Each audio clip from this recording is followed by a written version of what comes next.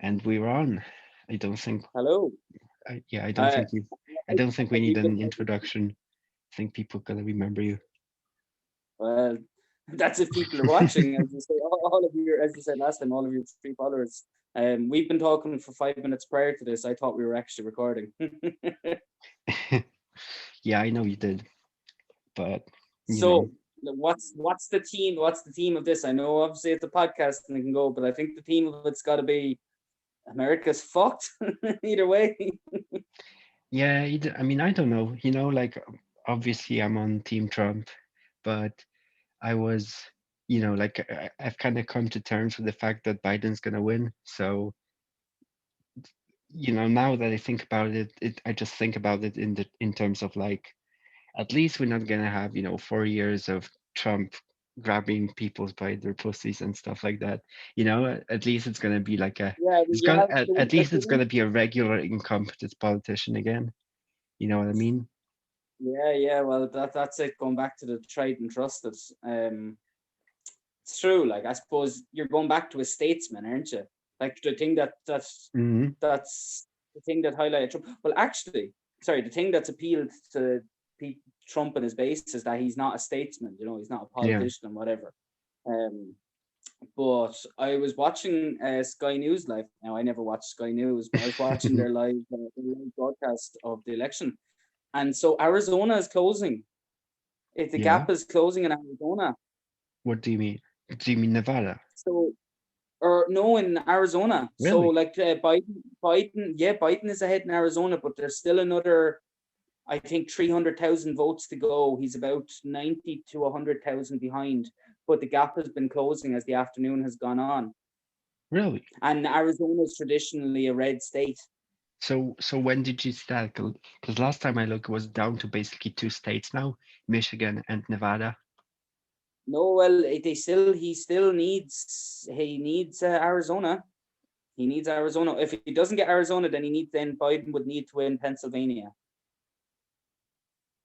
I Are you sure? Yeah. Hold on, let me look this up because Well, no, I'm not. I'm not. See, now I'm being recorded. If I was saying that any other time, I'd say okay, okay, yeah. okay. But the So yeah, so Biden is winning in Arizona, which is, I guess kind of surprising, but it doesn't really matter that much now. I mean, we know Biden is winning in Arizona. Like we know now that it's basically down to Michigan and Nevada, which but both. what I'm saying is, if Trump managed to pull that back, it's unlikely, but it's possible based on the votes. Then Biden wouldn't get through with just winning Michigan, Mhm. and Yeah, and I mean, Trump is not going to pull Arizona. doesn't look like it. But it was just what the political commentators were saying just before I clicked onto Okay, the so podcast. so if you type U.S. election live in Google, basically tells it down it's down to four states. Sorry, five states. So looks like Georgia is going to go to Trump. Yeah, North Carolina is North going to Carolina is going to go to probably. That's what it looks like. Pennsylvania, Pennsylvania possibly. looks like it's going to Trump, although it's only 85% of votes now. And then so I guess it's down to Michigan and Nevada. So Nevada is the only one where they only counted 75% of the votes, and the lead is very small as well. It's less than 1%.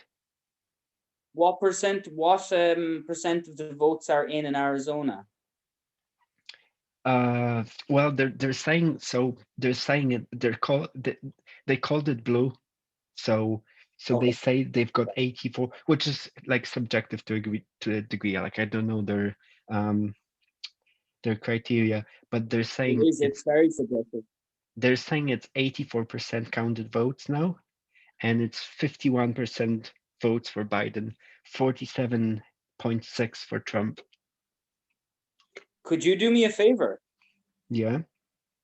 Could you just go onto like Sky News, just type in into YouTube like Sky News Live and see his Biden doing his press conference? Yeah. Okay. That's what I was watching earlier, but they said his press conference will be on shortly, but maybe he's out the back like, oh man, I don't know. I don't want You shut up. Oh Christ. Okay, so I've got Sky News live. Actually, I've got both. Like I've got two different live streams from Sky News. There's one that's just US. One of them's in the US election one. Like if you Both type of okay, I've got it. Yeah. is he Now talking? No. now they're just showing a map. Okay. I don't know, Max. I think this is going to not necessarily that's go down to the wire, but I think that this is not going to be resolved anytime soon. Like it's funny, I'm quite indifferent to who wins. I'm probably I wouldn't say I'm more pro Trump because I'm not. I'm not pro Trump in any way, shape, or form, really. But I suppose I have a stronger dislike and a stronger disdain for the Democrats because at least with Trump and with this new breed of Republicans, they kind of they kind of there's a bit of consistency towards what they say and their policies, Mm-hmm. whereas with the Democrats, what a lot of like I notice a lot with even a lot of my friends and a lot of people who might just be, I suppose, out of the loop or not care or whatever the case may be, especially with third level educated people are like, oh yeah, sure, they're Democrats, they say the right Mm-hmm. things. You know what I mean? They're better. It's like they're going to get all the black vote, the Hispanic vote, the urban vote. Now, by and large, they do that is true, but I just feel how the Democratic Party has sold the ordinary working man down the water. Oh, ever since NAFTA was Mm-hmm. introduced under Clinton. So with that, like there's the only thing that the Democrats canvassed on this year was get rid of the orange man, get rid of the orange man, get rid of the orange man. They had no policies, nothing, no consistency, no innovation, no mobilization of their people. Well, they did have a bit of mobilization, but the mobilization was centered around being anti-Trump. So like Mm-hmm. it's as if get Trump out of the White House and America's problems and ills are fixed. And anyone who genuinely thinks that, I think, is a bit deluded, unfortunately. Well, I don't know. See, I don't pay enough attention to it to know anything about it. So can you You know a lot about expand it? America, though. Hmm? I like You America. I know a lot just about. don't. Yeah. I just don't like pay it. Like uh, most people talk about politics and they don't really know what they're talking about. Just try to avoid. I just try to avoid talking about things I don't know anything about. Like I have my intuitions and I have my. I like Trump more than I like Biden. As weird as that sounds, because Trump is not really someone who you can be a fan of. Like Trump is, like one thing I'm optimistic about Biden, like because obviously like I was on Team Trump, but now that I think that Biden is going to win, one thing that I'm optimistic about, maybe he will be less divisive than Trump, at least not in a very obvious Yeah, way.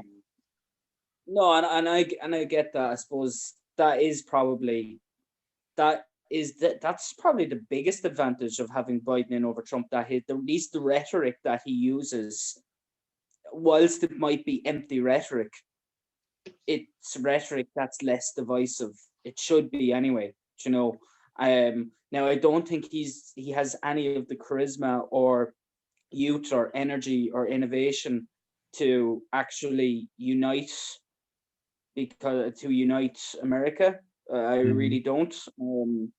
I genuinely don't. I don't think he has that within him at all. But I don't like. I honestly don't think he's going to be the president for. I think they were just voting in Kamala Harris. I say we. I'm not American. I didn't vote.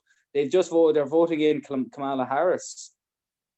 Yeah, I don't know. I mean, there's a lot of talking points that like everyone's always like Biden's demented, like he stumbles Yeah. over words, like he's forgetting what he was talking about. But like, did you see the debate? He's like, to me, he's not as bad as he seems. Like maybe he forgets what he's talking about a little bit sometimes, but so do I. Do you So think? does he. Do you, He doesn't actually I seem think like an old guy. I don't know. Like I haven't listened. I've seen a bit of the conspiracy theory and stuff online, yeah, He and I haven't seems paid much fake. heed to it. He seems fake. He seems fake, but Yeah, everyone it does. seems scripted. It seems Of completely course. scripted. It seems as if the Democratic strategists have like given him strict protocols with regards to what to say and what not to say. Stick to these sound Hmm. bites and you'll be fine. But I think that's one of the reasons why the second debate wasn't rescheduled. Do you know what I mean? So after Trump got coronavirus, they Hmm. didn't want it, and they offered to do it on an effort to stick a different date, and he didn't want it because I think they have made a concerted effort, the Democratic strategists, to keep Joe Biden out of the public limelight because of all the gaps. But there has been a significant amount of Max. There really has. Like as I said to you there, I mentioned to you, I saw a video today, and it was him yesterday, and he was in Delaware, and he was like, "My fellow voters who voted for me for Around America, and my son Bo here with me. No, no, no. I mean, my granddaughter, Katie, Katie." Oh, Jesus. And like literally, like he has his arm around her. Um, I don't know if he's in complete mental flying. I don't know, but I think he both Joe. Obviously, they've shown that the elites in America were okay with having Donald Trump. They didn't like him. He was kind of an ugly face, so especially Hmm. on the Empire. He was an ugly face of the Empire, and he kind of didn't do a whole lot for America's credibility. But Joe Biden is probably just a little bit more appealing to them based on the fact he's not as divisive in the things he says and the rhetoric, you know. But like, what happens to this base who've supported Trump now? They've been feverishly supportive of Trump for 4 years, and Hmm. like, it wasn't exactly it's not exactly going to be a landslide if we're assuming obviously Biden's going to win. It's not going to be a landslide. Like, Hmm. you know, those people, like those people in those Rust Belt, well, not the Rust Belt states, but in, you know, Middle America and South Hmm. America and stuff, like, we're like, they're going to just focus their attention on something else there because it's become so radicalized that there's no room for moderate. I don't think there's a lot of those Republicans are going to become very moderate under Joe Biden. No, but I think it will be worse the other way around. I think it will be more violent in terms of like riots and stuff um if Trump won. Do you mean like because of like Antifa and stuff who would be, I you'd I think expect I be think there's supporters? there's more angry people on the left, which is, I guess, like I never considered myself to be a right winger, but now, the No. reason like I'm kind of, I guess, associated with the right is because I just see there's more like anger on the left. There's more negative emotion on the left. There's more resentment on the left, and I think um so like I'm just reacting to stuff. I'm just criticizing the stuff that I Yeah, see. yeah, yeah. I suppose it is true. Like, you would be considered now by people on the radical left, you would be considered to be right wing, and you're not. I've Hmm. spoken to you enough to know you're not. I'm not. But Max, it probably work both ways as well. They probably think by me, you know, proclaiming my admiration for aspects of what Jordan Peterson says, or my, you know, my free speech elements, and, you know, my anti kind of democratic um persuasion, not anti-democratic persuasion, anti-democrat persuasion, Hmm. that I'm a right winger. Do you know what I mean? That I like so it's easy to, and you're probably right in that the left has become so hateful. Um, but will that hate now dissipate the fact that Joe Biden isn't there? Because Joe Biden is not a left candidate. No, no. Well, I don't think the hate is on the left. I think the hate is in people who support the left. It's not left-wing politicians. I think that, there's good people on both sides, and then there's, Of a course. mass of people that kind of attaches to certain ideas, and whether that's right-wing ideas or left-wing ideas. I think now we see more of that, people attaching So themselves to when left-wing ideas. a So question for you, when do you think that actually that spectrum changed? Because it would have always been associated, or the common wisdom would have been that it was the right which was more fueled by anger. Hmm. Do you know what I mean? That would have been the Well, common wisdom. When do you think that changed, whereby like it's now the left that's being fueled by the anger? I think it's different in different places. So, like in the 1930s Germany, the Nazis were the hateful party, right? And that's kind of where all the resentment of all the people who were in this economic depression, driven by the unfavorable um, circumstances of the post-war treaty and so on and so forth, that just kind of attached themselves to that idea of national socialism. And during the same time in Russia, it was the left-wing ideas that those people who were envious and so on, that they attach themselves to. Um, as far as America So do you goes, think like that the left? Sorry for interrupting you. Do you think the left or the right both have an equal propensity to be fueled by that anger? It just depends on the time and place, basically. um, I do think so. Although you know, like what is right, what is left, like they're just terms. Like if you Yeah. take the term National Socialism, like they have socialism in the title. So like every every right winger will always say that Nazis weren't right wing. How can you say they were right wing when they were socialists? Um, but in general, yeah, I think there's hatred on both sides, and I think I think that either side, like neither side, can be fully identified with being more hateful than the other. Yeah, I think it's it's funny both because equally. even when you say side now, like, there's no way. It's mad. It's like there's a cognitive dissonance. Yeah, you know what cognitive dissonance means, Hmm. don't you? Yeah. Yeah. So it's like there's a cognitive dissonance between like the the Democratic Party being a center right party, and yet Hmm. its supporters purporting it to be a left wing party, and it's the left wing people in America supporting it. But the thing is, what I've realized, because obviously I still probably, even though left and right are just terms, obviously they have their uses, but I think they're far too often, there's too much importance placed on them. But Hmm.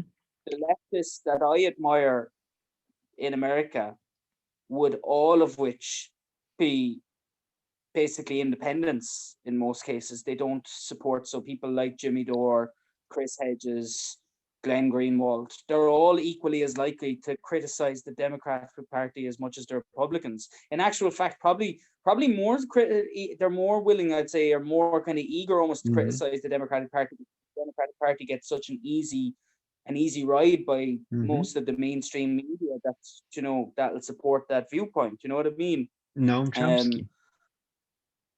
Noam Chomsky, exactly. Noam Chomsky is he is the prototype leftist. Do Yeah. you know what I mean? He is the prototype, and but he's an intellectual leftist, Max. He's not just an identity leftist who Hmm. he has to have certain beliefs on, be it gender or race or whatever the case may be. He's a proper intellectual leftist. His biggest identifying tool with the left is his anti-war. So obviously Hmm. he's an extremely anti-war imperialist. But having said that, you could say that his views on free speech and his Hmm. views on kind of libertarianism are very right wing. Well, if you think that free speech is a right-wing idea, which it seems to be now, it seems to be associated with Which the is right wing, mad. but it's not. Yeah, Isn't that exactly.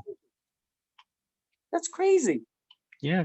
And it's I think that's one of the biggest things that has pushed me away from where I was 4 or 5 years ago. Like, have you ever seen the YouTube channel, the Young Turks? Yeah.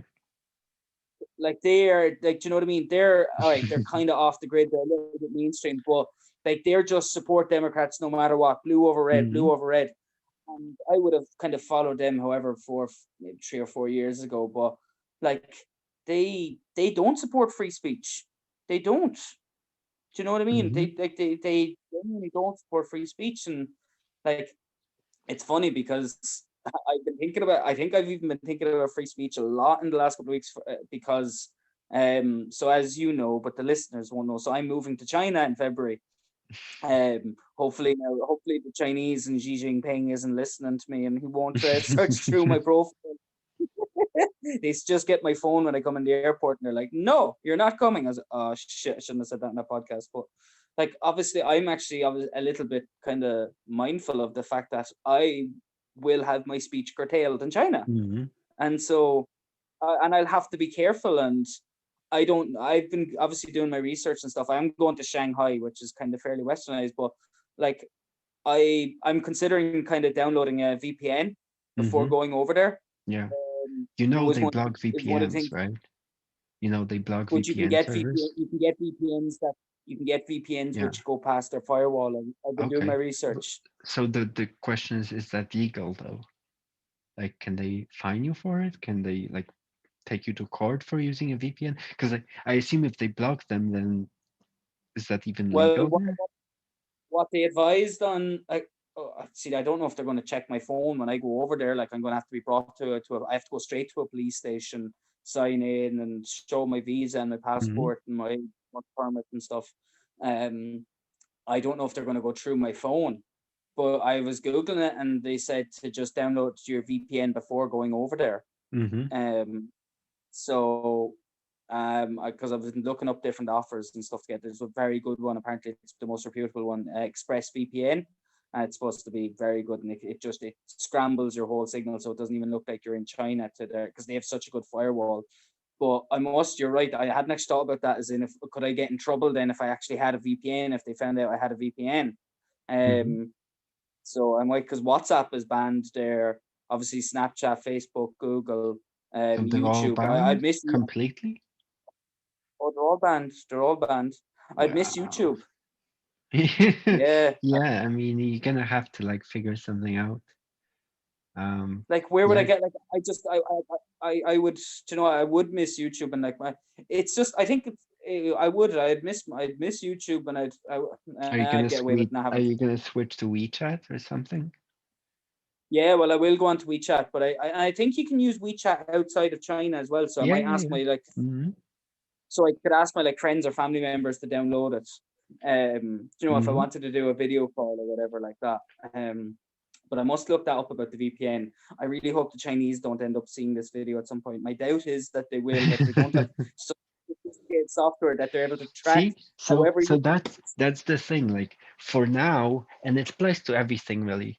For now, like if you do like minor crimes, I'm not saying you do any crimes, but like if you do like minor crimes, people are not gonna like prosecute you for them because it would take an actual person. That's something I've been thinking about lately. It would take an actual person to go through the evidence, find the evidence. If you leave like tweets out that say you've committed a crime, or if you say something on a podcast, or you know, or if you're accounting, if you run a business, your accounting doesn't look right. Like these things kind of fly under the radar. But what I've been because there's it actually takes an actual person. So let's say you commit some kind of like irregularity in running your business. It takes an actual You have person. irregular account activity. It takes an actual person at the HMRC or whatever to Mm, open an investigation, like go through the evidence. Someone has to pay that person, so it takes money and everything.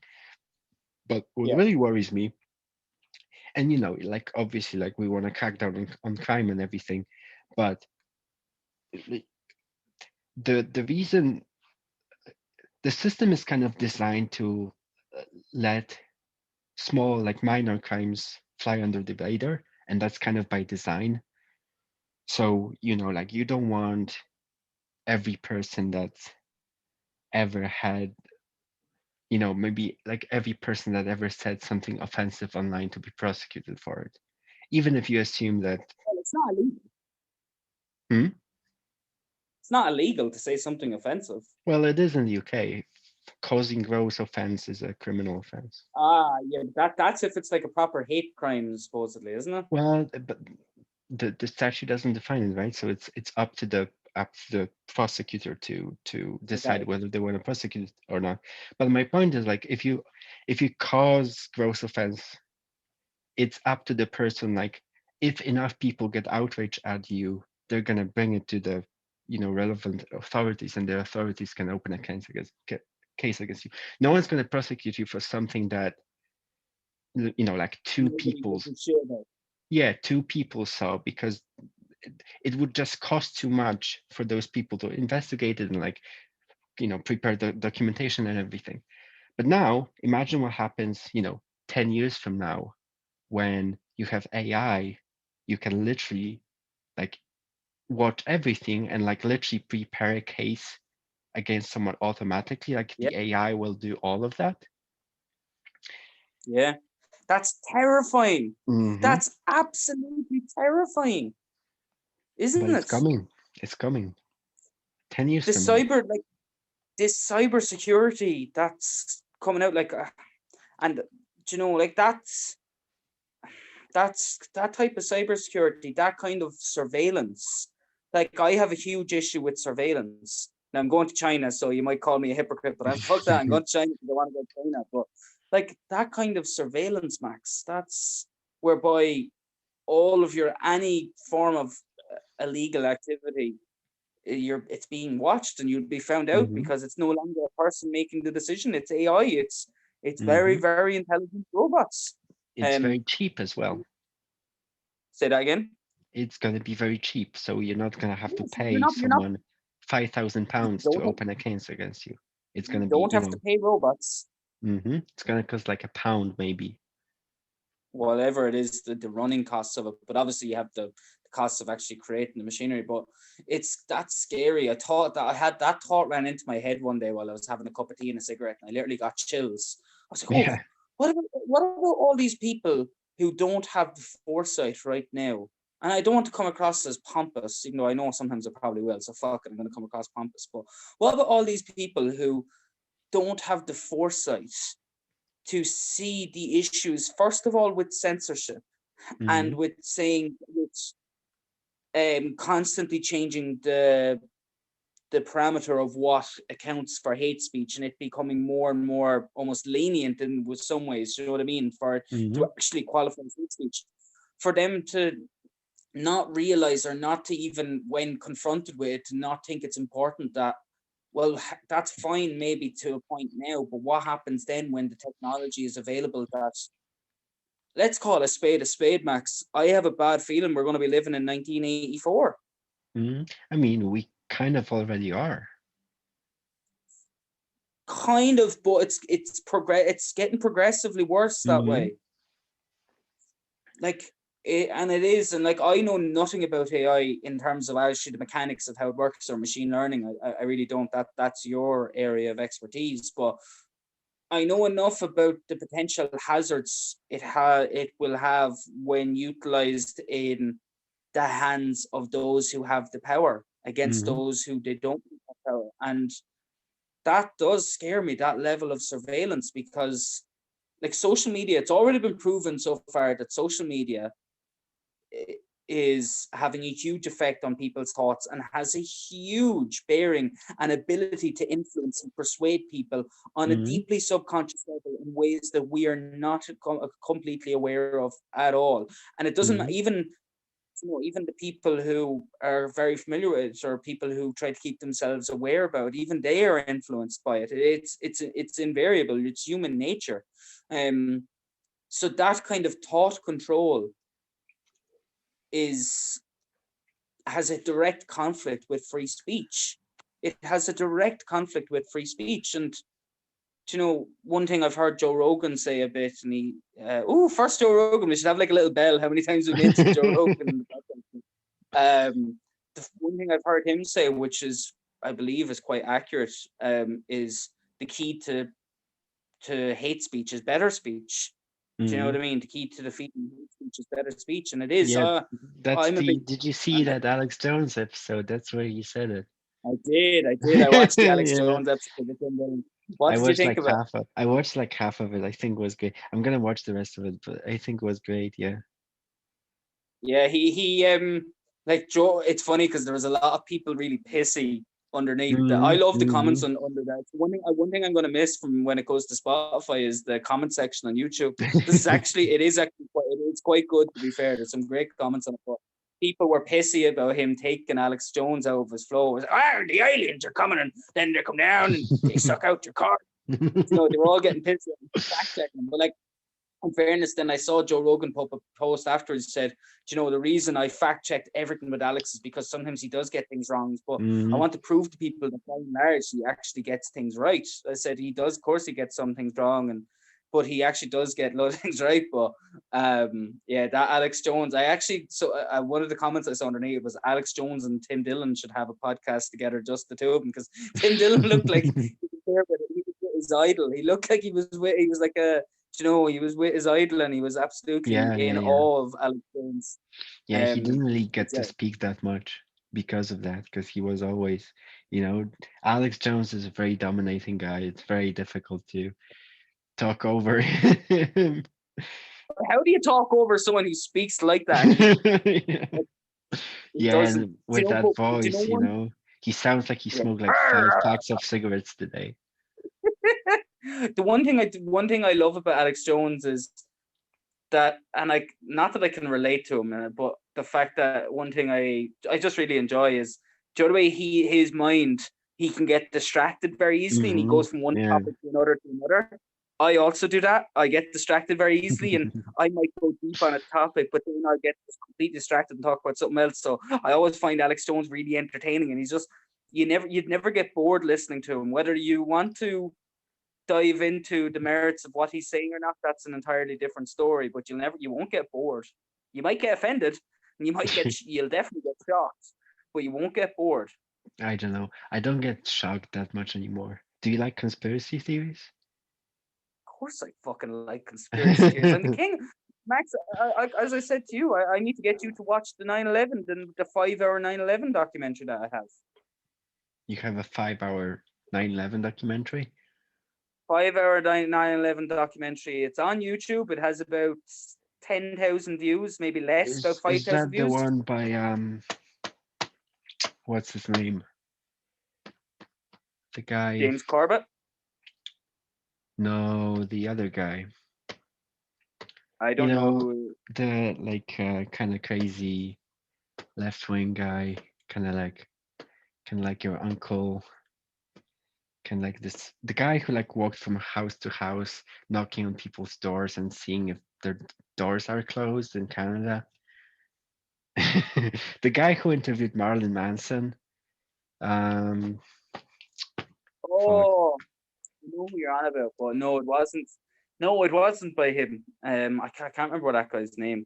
No, it wasn't by him. I actually don't know who your man was who was narrating it, but it's essentially 5 hours broken into about 7 or 8 parts, and then each of those 7 or 8 parts broken into minute different parts, and Mhm, essentially it is going to the exact narrative as proposed in the 9/11 Commission report and mhm, refuting all of them. And then they basically show all the debunkers and videos of the debunkers of 9/11 conspiracy theories. And then they debunk the debunkers conspiracy theory. But one of my mates from college, Paddy, who I've mentioned on this before, we were talking about one night. He said, "Geez, yeah, lad, I don't know. I've always just like no way it was an inside job." And then I was like, "Paddy, you have to watch this." So he watched it over the course of 2 days, and he was like, "Jesus, lad, I don't know. It's interesting. It's like there's a lot of shady shit after going." Like as I said to you before, my brother has been obsessively about it. He's been like researching it for like 5 years. He's been like convincing like people high up in his bank in Australia and stuff of the conspiracy behind it, and he's really sickened by it. So I was already interested in anyway, but that even kind of further amplified it. But yeah, that's a very good conspiracy theory rabbit hole to get you down, because I still think it has so much relevance, and I think next year, the 20th year anniversary, I think mhm. since one thing I've noticed about 9/11, right? Did you notice how quiet it was there last month? There was fuck all said about 9/11. Well, on the yes, anniversary. because yeah, but we're kind of done with that. Like as awful as it sounds, we kind of moved on. Yes, but if you recall what I maybe this is me thinking with my conspiracy tinfoil hat, but I said I'd rather be known as a tinfoil hat warrior than a sheep, and that's essentially it. I just genuinely would. I'd rather question things and be seen as an outsider or an outlier than not question things and follow the crowd. But I remember coming up, Max, to 2014, 15. There was huge commemorations. There was a Hmm. lot of mainstream media publicity and a lot of Sure. kind of American showmanship and rehashing the events of 9/11 and commemorating it. Maybe it's because the alternative media has increased tenfold since then. Maybe it's because there's more room and capacity for conspiracy theories to grow, but the mentioning of it around the time it's happened and the general publicity that it's been receiving has been on the decline year by year. Now Hmm. that's anecdotal fact behind that. That's just what I've found, what I've noticed. Hmm. And I, even me and my brother were talking about it there a couple of weeks ago. We reckon next year is the 20th year anniversary, so Hmm. they won't be able to minimize it completely, but they will No, try to, and there will be a significant amount of censorship about that. I don't think so. I think they're just. Oh fuck, they will. I think I'm people telling. just don't care anymore. Like it's been a But how while. can you I not mean, hear when it changed? It changed. the, It changed everything, Max. I know, but like the 20th anniversary, yeah, that will be a big one. But like, after a while, people just forget. Right? People still care about Kennedy being shot. That's fucking 60 years ago almost. About what? Kennedy, JFK. Oh yeah. Well, I mean, but do you have like memorials every year? Not really. You No, know what I no, mean? no, but Like people care, yeah, like you. people care like about a lot of different things, but like, now it's COVID and like in 20 years, no one's gonna remember COVID, and in 20 years it's gonna be something else. And then, like something's gonna happen. Like the next big thing I think is gonna happen is gonna be a cyber catastrophe. Like, someone like Oh, what hacking, kind?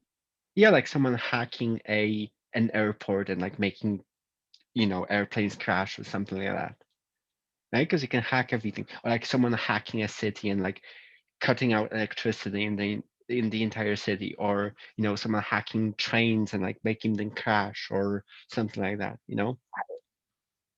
The hacking community is something that I'm interested in because I know nothing about it. And now, you don't have to Come to answer DEF any of my CON. questions if Come to you DEF know. CON.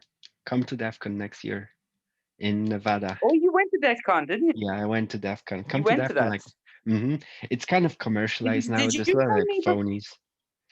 There's a lot of Yeah. like fake people, Did you but tell me before that it's used as a recruitment kind of a recruitment workshop by some parts of like American intelligence agencies? Did you hmm tell me that yeah, before?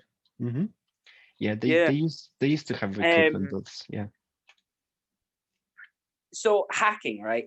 Hacking is hmm something I'm really interested in because I think obviously it's weird. It's all going to be cyber warfare now. The warfare hmm that's going to really kind of dictate It the already power is. struggles and the flow of information on it. Yeah, but it's going to increase. It's going to become even more prevalent just with technology becoming the way hmm it is. Well, the Would the you Would you media the agree? media Yeah. coverage of it will increase, but it's already happening behind the scenes. There's like people are just not Yeah, talking but I about don't it think that the media much. coverage will. Maybe I not. don't. I think the media will hide that. I think the media would jump on What? it. So do you know? Anonymous. Yeah. So Anonymous would have been the first ever encounter that I would have had with in terms of hackers. For the reason being, I know someone. I'm not going to name Yeah, yeah. mention any details whatsoever, but I know Yeah, I know someone you who you told told me me they that. were in. Yeah. hmm Did I?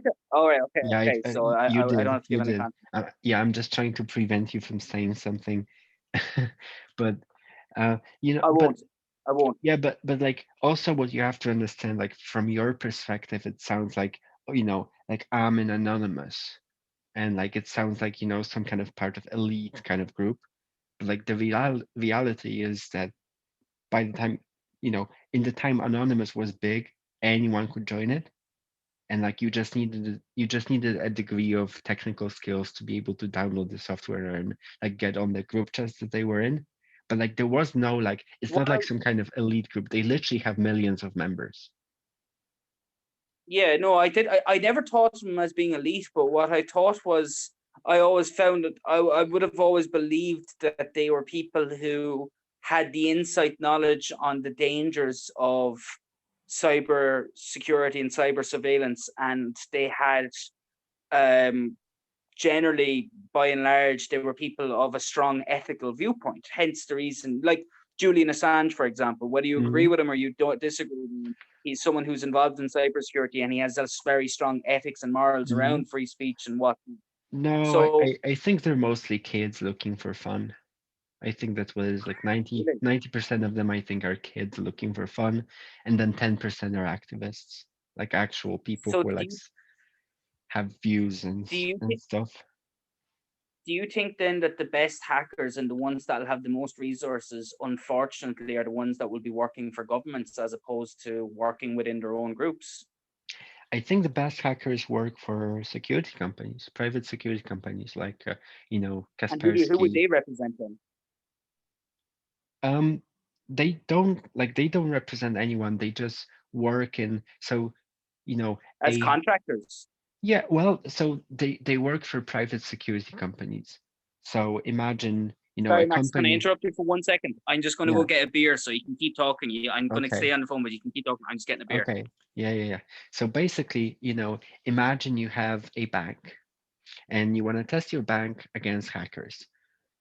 So you're going to hire a private security company to test your security systems. So now a company comes in and they try to hack your bank, and then they give you recommendations on what you should do to improve security and all that kind of stuff. So Okay. I think that's where the best hackers are. So, They work so for those basically, they're all companies. mercenaries. Kind of, yeah. Well, I mean, like they're not breaking any law. Like they're only breaking into systems which they've been given permission to break into, right? So they're not on the offense really. Like they're not like taking any risk or anything. And then, there's also like government hackers which will actually break into systems that they don't have permission to break into.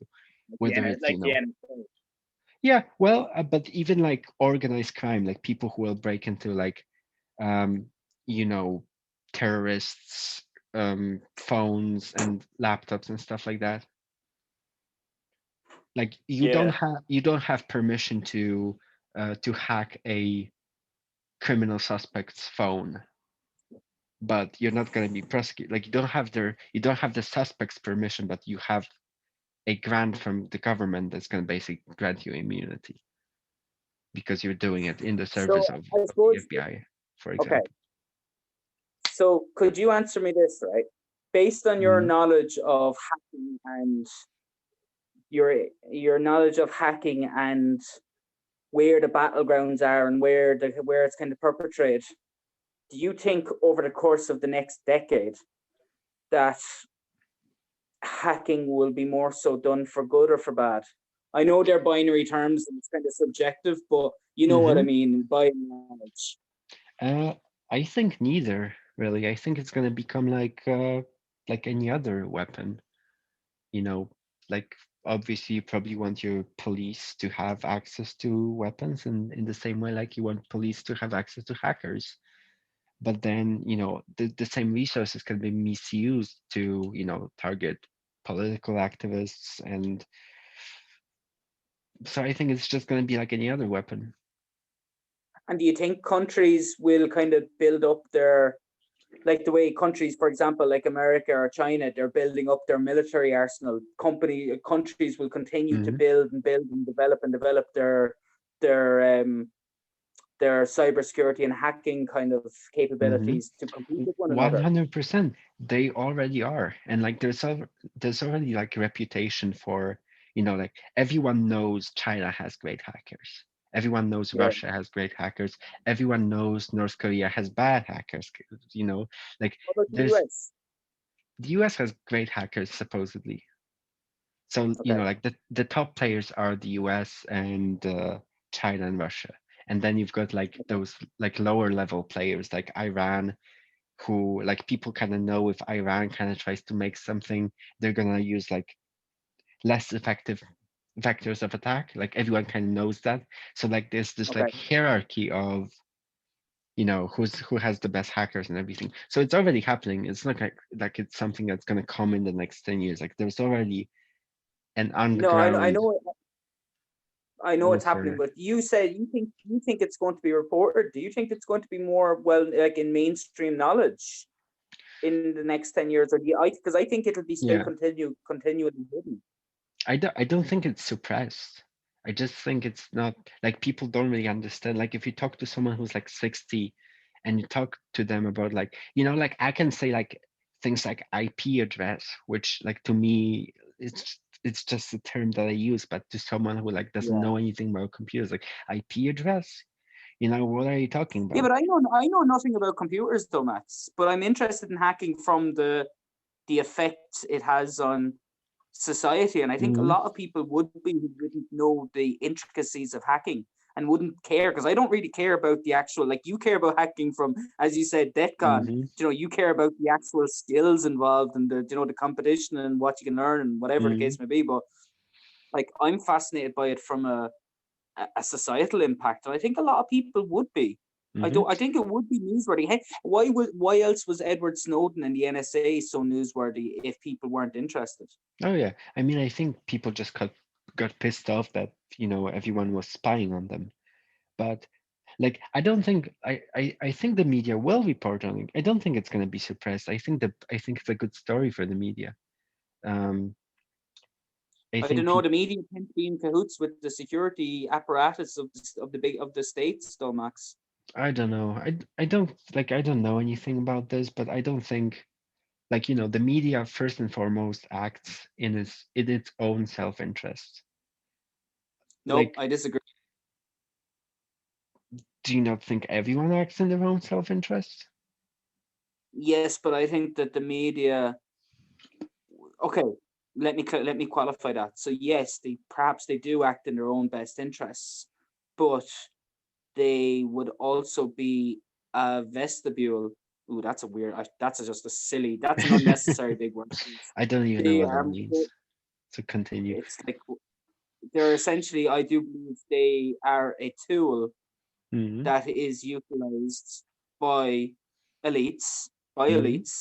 um, to perpetrate a certain narrative and to create a certain mode of thinking within the general population.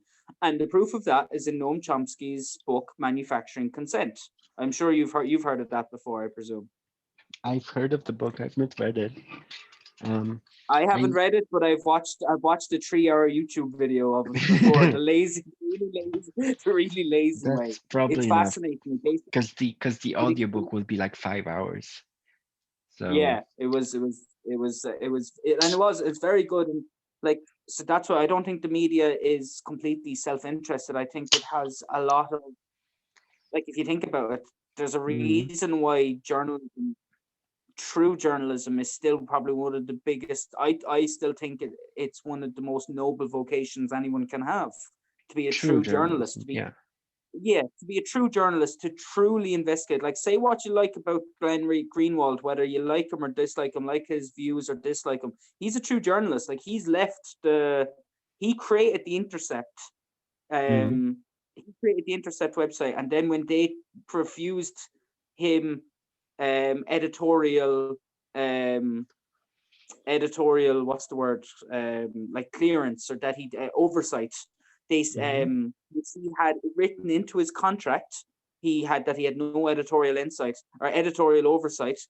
And when he wanted to write about the Hunter Biden stories that came out on the New York Post, which were also suppressed, they got rid of the New York Post on 2 weeks off Twitter, and it's like the fourth really? biggest newspaper in America, and it's like 200 years old.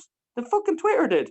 Mm, And when he got, and then when he left, so he left, he resigned, and he stuck by. He is very moral and very principled, and he's a true journalist. And I just have such incredible admiration for real investigative journalists.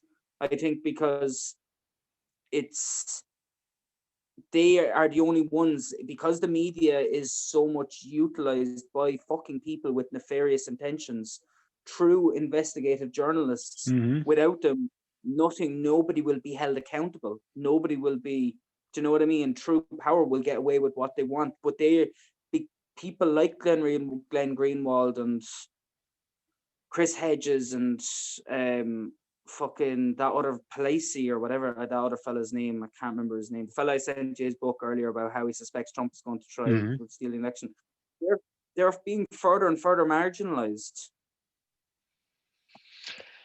Um, I know I kind of ranted no, and raved no. there. There wasn't So, really any question. I think everyone that has a point of view that's kind of on the margin is marginalized.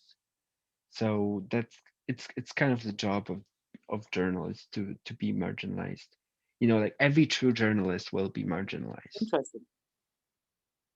right? Mm, yeah, but okay. Do you mean marginalized though by their own profession or by general society? Well, I mean, like in a good society, like if you take a group of true journalists, obviously they should support each other because it's in their interest to support people who are like them. And like Mhm. if your calling is to call out the ills of the society and you know everything that's wrong and kind of being on the outside and criticize people, then then you should support people who are like you. But you know, as you said, probably like 95% of journalists are not doing that. You know, No, they're just no, they're bowing to not. their corporate masters and you know government masters, whatever it might be. It's and it's funny because like today is one of election. It's funny. I'd say today is the first day in about 4 years since election day last year where I spent all day watching mainstream news because it's been easy access to see what's going on with the election. So I was Yeah. watching like RT America is not really mainstream, but like a bit of Sky News, CNN, CNBC, stuff like that, and like they are all Ivy League educated. They are people who will toe the party line and they will Hmm. say what is needed. And the reason that I know this is because the people who've spoken up have been the ones who've been gotten rid of Hmm. um, from those, like especially after the war on terror in 2003. That any of the journalists who or even broadcasters who came out and not even criticized but questioned the motives and decisions behind invading Iraq completely Hmm. ostracized. Never got another word on mainstream news and mainstream media ever since. Absolutely not.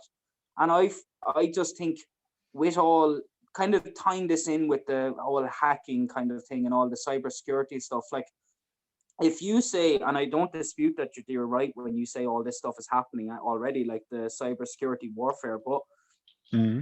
if that's going unreported, then there's a world that's going on that is not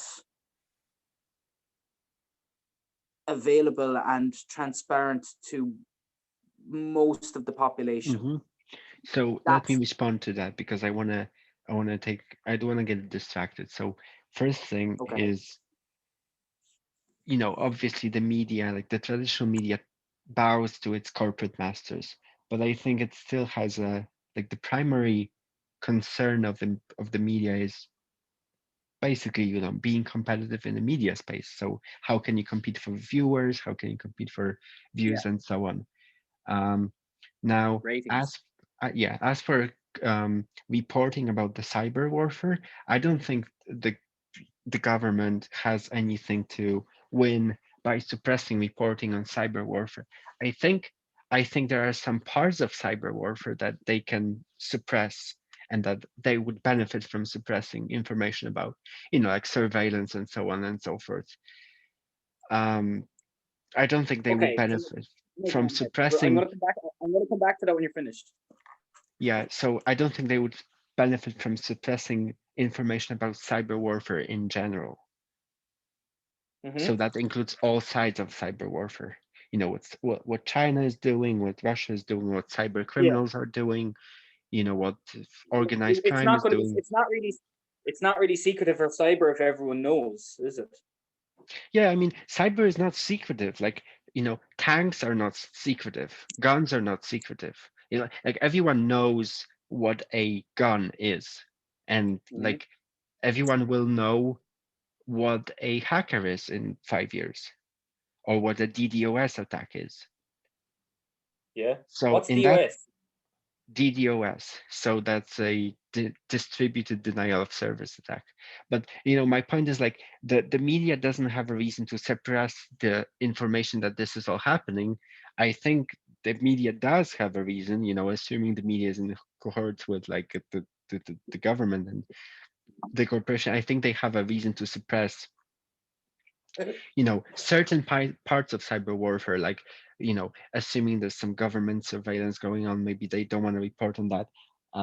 But I don't think they want to suppress information on cyber warfare in general.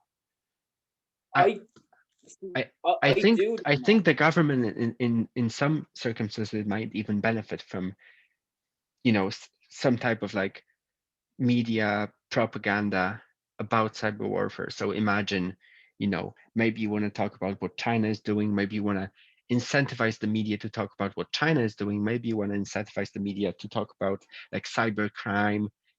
Like if your objective was to get people scared, like what other way? Like what's the best way to get people scared? Like you can talk about like, oh, there's these like cyber groups that cyber criminals that are going to steal your data and like do all these bad things. So that's what I Right. think. So you think you don't need, right? You say you don't believe the media has a reason to report upon these cybersecurity things that are going on, but I believe that the media, if in its truest form, and one of the reasons I have such a disdain for it is I believe they have a responsibility to report on it, Max. Hmm. Because if not, all of the decisions Yeah, that yeah, are I'm really saying they don't impacting have the a reason underbelly of to suppress it. I'm saying they don't have a reason to suppress it. I think they will report on it, in fact, because but they they just want won't. to compete. They won't. Okay, so why do you think they won't report on it? Because who's going to report on it? Who's going to report on cybersecurity attacks that are going to happen within? You said that hackers are going to become ever more prevalent in the next Hmm. 5 to 10 years. You said everyone's going to know a hacker. Do you honestly think that the media is going to report on it? I think it makes a good story. Yeah. So, I Yeah, think but first and foremost, they're competing for viewers. So I think that it makes a good story. no. Why First, not? first and foremost, not first and foremost, it's not about competing for viewers. They would rather lose viewers and say the, I put inverted commas, quote unquote, the right thing, a right Hmm. thing, abiding by the security agency and the security state, um, than get a good story. That's more important to them, is to do what's right for the security state. Maybe in the short term, but in the long term, if they're gonna lose market share, then they're not gonna have that power anymore. But So like everyone's, I know, but like everyone's, they've already lost market share though, Max. So like they've been losing market share. Ratings for mainstream media has gone down I know, dramatically. but it can always go down to zero. Like, like they're always competing for market share, always. Yeah, but that's not more important than actually than whether they're told. I'm going to sound really tinfoil hat here now, but by their corporate overlords, that's not more of a that's not more important to them than fulfilling the wishes of Okay. the security state. It's not. So why do you Not in its think current form. It's not. why would the security state want to suppress this info? Well, they're already doing it because, well, why? All right, first and foremost, because let's call a spade a spade. People don't want to be surveilled on. There's a lot of people like you and me who care about Okay. free speech and who So care about so privacy laws. so when you're talking about surveillance, I do think the government has interest in suppressing the information that surveillance is going on. Yeah, I think that's true. It- and like Yes. I think that's just a part of cyber warfare. So I think they're going to report with cyber warfare Do you more. think, right? Let's take a hypothetical scenario. Do you think if China instigated a large scale cybersecurity attack on Hmm. America, even right now, say if they were doing it during the elections, right? Let's go put Hmm. on the tinfoil hat, wrap it around our head, and fucking tie a big ribbon around it. Do you think that that would be reported upon because that would be such a good story? Yeah, I think so. No. I mean, It it. wouldn't, Max, because that would instill that. What It about only all would if it the? was in their best interest to.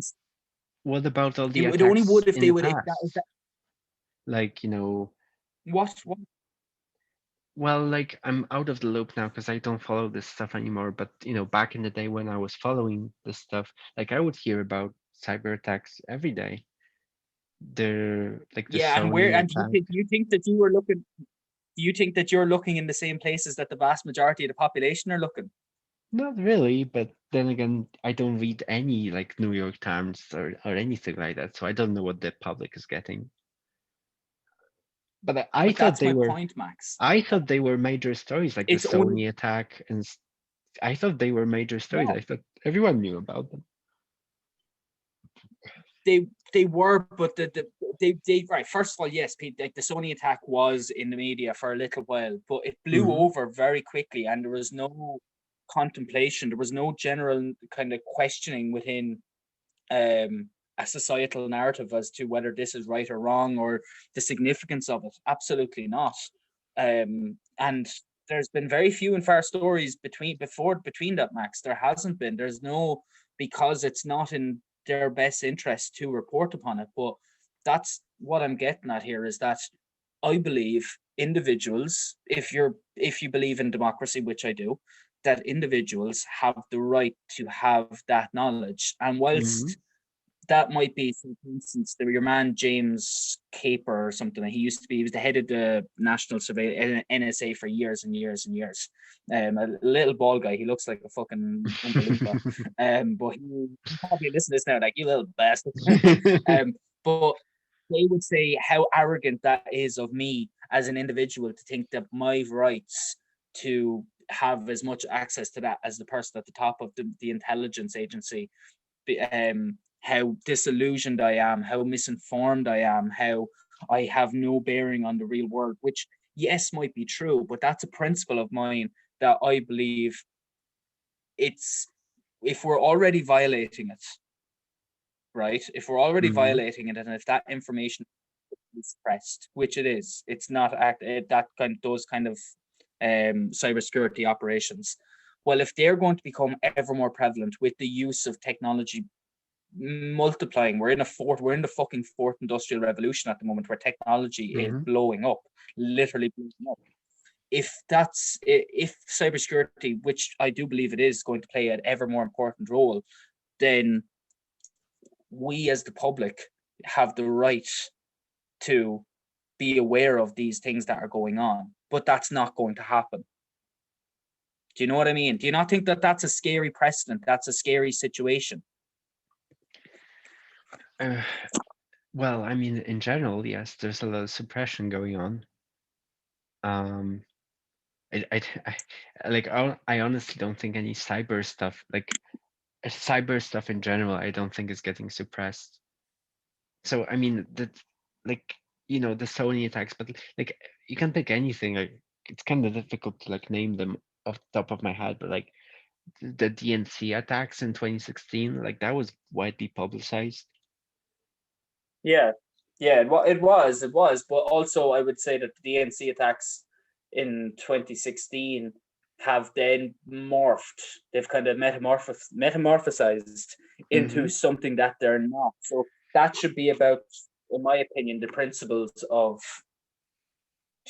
individuals having not having the same, not the same knowledge, because invariably they're not going to have the exact same knowledge. I appreciate that, because I don't want to be completely unrealistic, but that was metamorphosized into Russia being a hacker and hacking Hmm. into the US elections and election meddling and whatnot. And even if you look at even how that's manifested now, like, that's one of the big reasons why Twitter, like, I would imagine Twitter's censorship models over for the 2020 election are having a huge influence on Biden being elected over Trump. Yeah, of course. Do you know what I But mean? so I mean, yes, but like, so social media has a huge, but like the thing you're not getting about social media is social media is live now. So saying that social media has had an influence is like saying it's like saying that the invention of telephone has had an influence over some election like So it's like 1920s that or I something. because you think I'm not accepting of reality. I don't think you're not excited. I just think you're like you see social media as this thing that's kind of outside, whereas social media is reality. Like I'd heavily dispute that. okay, like how? Well, first of all, I think that I'm going to change tack a little bit, but in terms of social media being reality, if you're just to take that kind of in isolation, it's not reality. The discourse that happens on social media is warped, it Hmm. is distorted, it is suppressed, it is amplified, it is not information, it is not an exchange of information that we have prepared ourselves for as a society. Okay, but And listen, can you not say that about any other channel? Like what so other channel? What other Okay, channel so has? so say before the social Yeah, media, like how would you spread information to people? We had like TV. Like you could say the same thing about TV. You know, you put someone on TV, but then you have a vetting process who's going to go on TV, and then you have like power games, like and censorship. Like we're not going to let this person on, and we're going to show this person. You yeah, know? but it's that's not taking into account the. Oh Jesus, sorry, I'm covering the camera. That's not taking into account the dramatic impact that the the widespread nature of social media and the ubiquitousness of it, how Mhm. it's just everywhere. Oh It's yeah, yeah. everything. So I agree with you that social media has had a tremendous effect on the way how we communicate and like on the way, you know, everything influences everything else. But social media is just a channel. And Yeah, but you said it's reality though. It can't be both. mhm, They can't be both just a forum. Like you said this to me that it's just a form of mhm. communication, but yet And it's like now like any reality. forum, it has its own rules. Like TV has its own rules, and like going to the market square and like talking to people in the market square had its own rules. Like when Homer in ancient Greece would like go to the market square in the Athens and like talk to people, like that had its own rules. And like now it's Twitter and it has its own rules. And like it's scary and But it's weird. it's happened so rapidly though, Max. Yeah. It's happened so rapidly, and it's happened so rapidly that um, we're not cognizant as a general population. We're becoming more so, but we're not generally cognizant of the ills of it. Do you know what I mean? And Oh yeah. even if we are, we're still addicted to it. Do you know what Yeah, I well, mean? And it's fucking us up and we don't even realize it. Especially the yeah, and kids, right? Because they're yeah, just oh developing Christ, and like oh, parents don't could you really imagine realize how how that stuff works and like they have to deal with it Could and you you've got all imagine these how kids. confusing? Could you imagine how confusing it would be to be like between the ages of like 15 and 19 now? Well, can you imagine being like 3 years old now? You don't remember the times before social. Like you don't remember the I'd be times I'd before. I'd be happy still shitting in my nappy. No, but imagine like you get Yeah, like you're just being like loud. Your parents gonna give you a phone. Like come play with yeah, this, and then yeah. you go on It's this like terrifying. It could be, very I connected could, world, and like you have access to everything, and you can talk to anyone.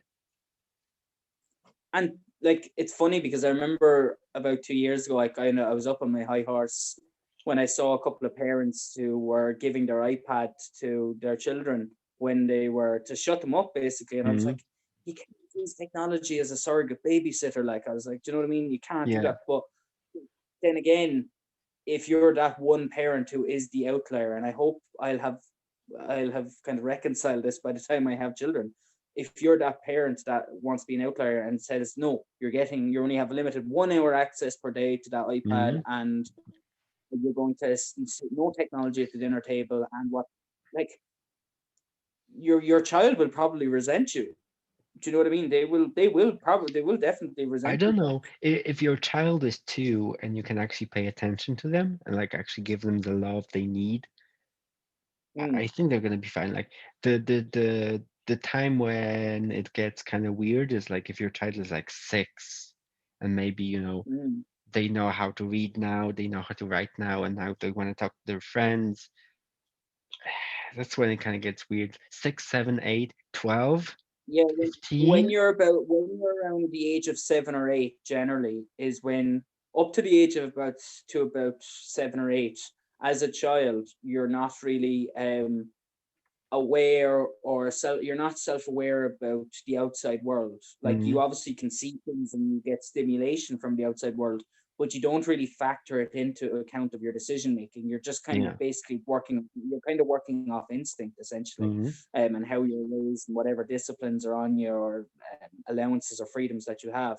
After around the age of 7 or 8 is when you really start to factor into account the outside world. And children who probably are that age now, once they are getting that kind of, that social influence and being influenced by friends and peer pressure and all that kind of normal adolescent kind of things, they're going to be so warped. Like it's going to Mm-hmm. be so warped. Um, and Yeah, I mean like they already are. Like the kids were like 10 yeah, now. Like it the is. like they're on Instagram and like that's their life. Like they're on Instagram, like Instagram filters, like that's their life. And like they meet people online. Like it's so weird. Like the way you can like every kind of club I am now, like every community I am is online. Mm. Like I Now, know people on Twitter that I wouldn't know otherwise. Like I know like I have friends on Twitter that I know don't even know their names because they're using fake yeah, names. yeah. You mentioned that to me before about like the group of people who use pseudonyms and stuff to Hmm. avoid because they might Pretty be much expressing views that, like I would say like 70% of my followers don't use real names, don't use their pictures. Like what's going on there? that's what is going on there is right. Like Max, like you know? I don't know. See, I'm a positive person. I'm an optimist when it comes to in the people's individual behavior. Generally, Hmm. I do try to see the good in people, but I'm a cynic when it comes to institutions, Hmm. and I admittedly so. And I think that social media is becoming an institution of incredible power and incredible influence in so many spheres that obviously I'm not going to like rehash all the things that we've talked about before in terms of their effects. Like, but you know, right. So if you were to look at it from a future mindset, right, you're saying it's in some ways, correct me if I'm wrong now, that social media, we both are on the same page in terms of its effects, positive and negative, right? Hmm. You don't believe in regulation in any form. I don't think you would fucking regulate anything if it was No, your no, decision. no. I think I would regulate Twitter. I just don't know what's the correct way to do it. Like, Yeah. what's the correct way to do it without also imposing those regulations on, small business owners? Like, Mm. are you gonna say like How do you get a bit? sometimes How do you like get a bit of? yeah, yeah. How do you get So, a bit of equity? In? sometimes like in my wild thoughts, I actually think we should like I think the US should pass an act that literally says like it literally doesn't say like companies are not allowed to do this and that. I think it should literally say like Twitter is not allowed to do this and that. You know what I mean? Like it should literally say Yeah, Twitter. you can't single out one company in a constitution. I'm You not saying in can't. the constitution, I'm saying like maybe, and like this is just my wild thoughts. Like I don't actually believe that. But like maybe you should like pass in like the Twitter Act. Twitter cannot do this and that. And now you have like a Facebook Act. Facebook cannot do it, and like so think about it You'll this just way. So That'll think never about work it this though. way. That Hold on. So think about it this way. So we already have like the US already has the constitution. The constitution basically says the government cannot, for example, do this and that. Like the First Amendment you cannot can like do it anyway, but yeah. Mhm. Yeah, it cannot like curtail free speech and stuff like that. Why not? Like, so I think the founding fathers got that right. Like they thought, they saw that the government can get very big and then it can oppress people. What they didn't get right was the Private the fact company. that private companies can get really big and then they have the same power as the government. So why Well, not just when private companies get that big, they're basically the the boundaries between government and big companies now are so blurred that they're almost intermingled. I know, but like that's the main, like, you can apply the First Amendment, like the government cannot, suppress free speech on Twitter, but Twitter itself can suppress free speech, and Twitter itself is so powerful that, like, what I mean. The founding fathers didn't think Mhm. of that because it didn't exist at the time. So Well, that's maybe but that maybe what we need is that's just when an act, like the U.S. well, government can, you know they what I mean? need Like they do.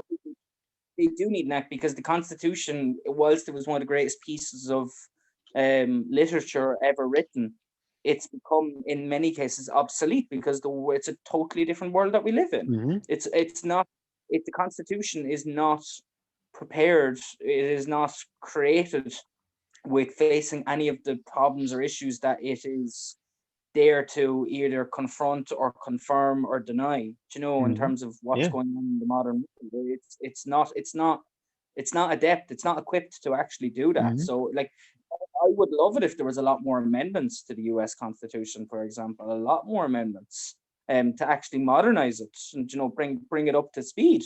And that's not about regulating everything. I just think that there's obviously there's just so many more. It's limited in its capacity, and mhm. there has to be it needs to be modernized essentially. But what's actually just going off topic? Are you checking online? Are you keeping up the story with No, the? but I should. Yeah, Let's see check it what's out. happening in Nevada. This started as U.S. a U.S. election thing, and we Yeah, started yeah. talking about cybersecurity and hacking and social media. And you know what's interesting? Like, election night was supposed to be yesterday, but it's actually kind of today because they've been so slow Yeah. to count votes. Do you know what I think? Do you know what I've read from a few people what they think is going to happen? Well, So that what has happened so far in that Trump was going to announce a prematurely victory, mm-hmm, and that was going to cause chaos. It's going to incite chaos on the streets. Biden and the Democrats will refute that, which they have. mm-hmm, I listened to his campaign manager coming out and saying today that it's a naked attempt at blocking democracy, which is true. It is. It's a bare naked attempt. 100% is what it is.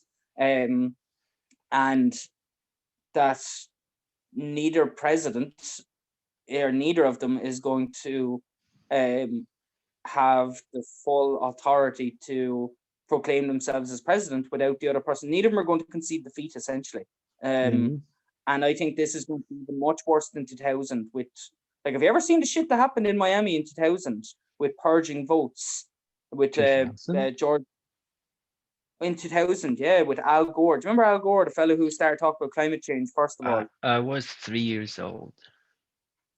okay, not that you remember. Have you ever read about it? No, no, I have not.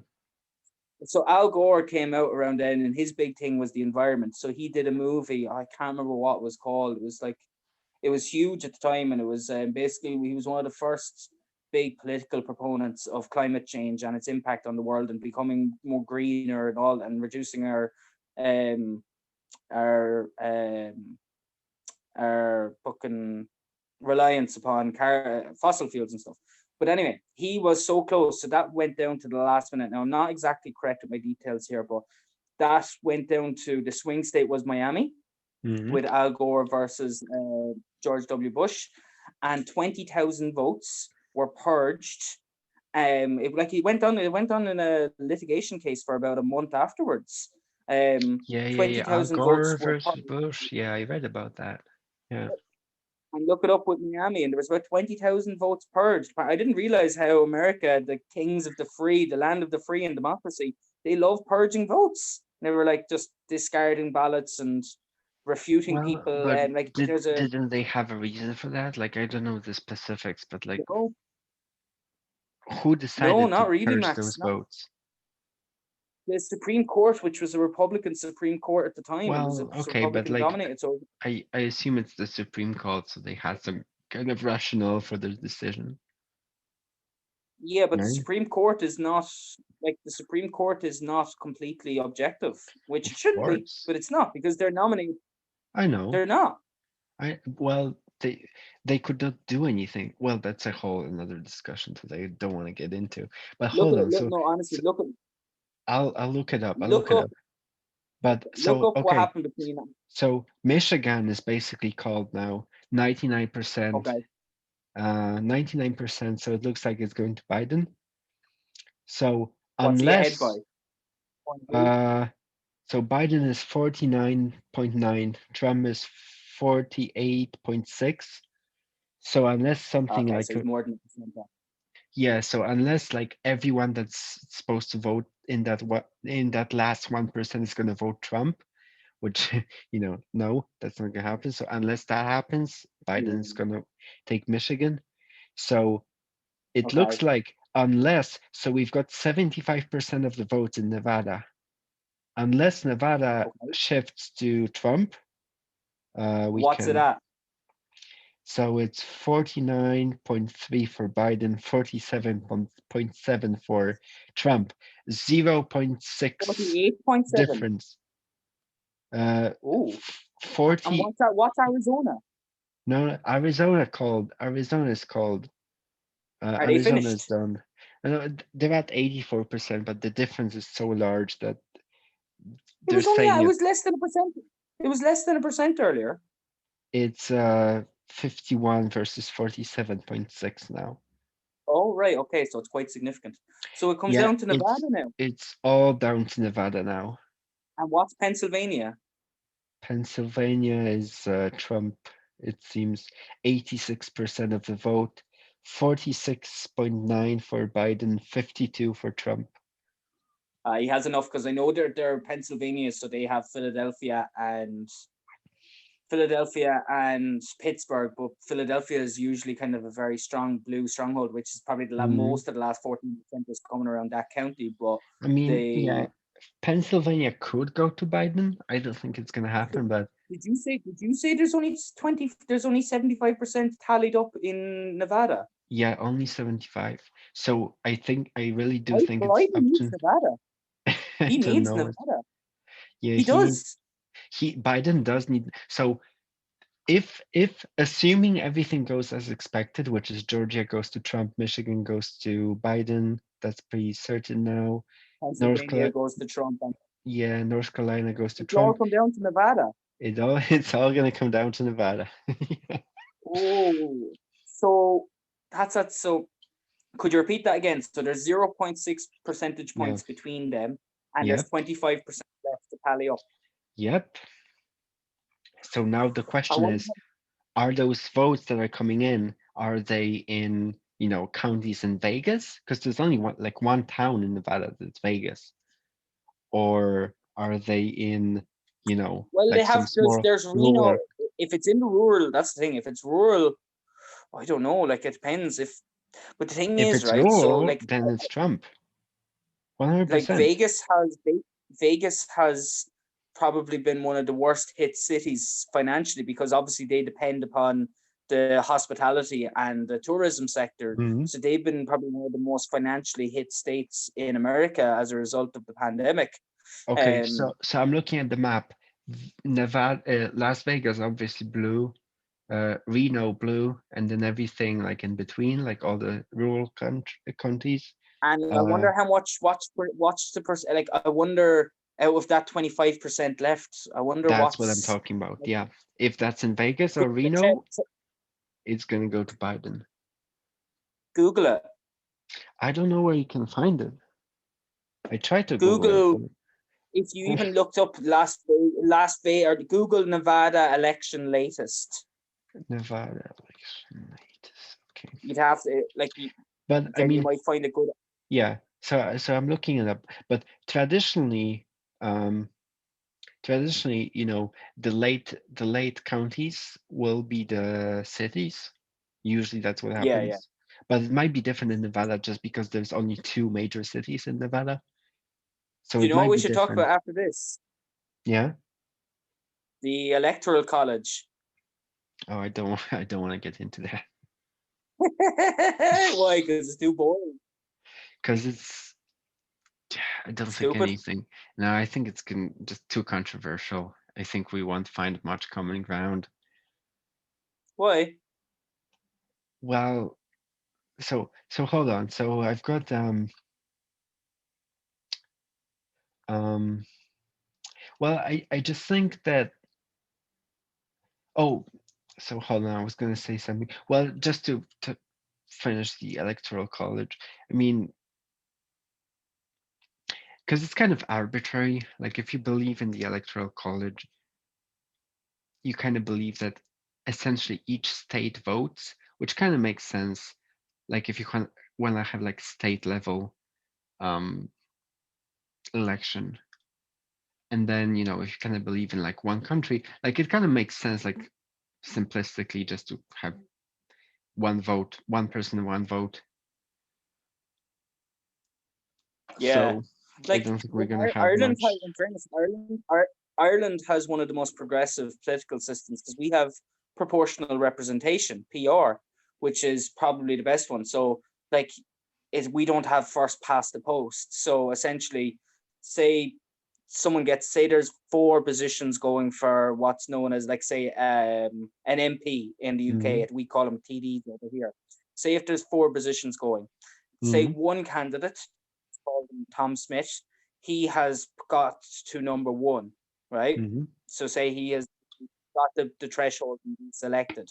Mm-hmm. What then happens in Ireland is they will then go to whoever, everyone who voted first onto him, they will Mm-hmm. then go and look at who they voted for second and third and fourth, and they Mm-hmm. will give them their votes to who they voted for second and third and fourth in that kind of order. So the people who they voted for second will get most of the votes, the leftover basically Mm-hmm. thereafter.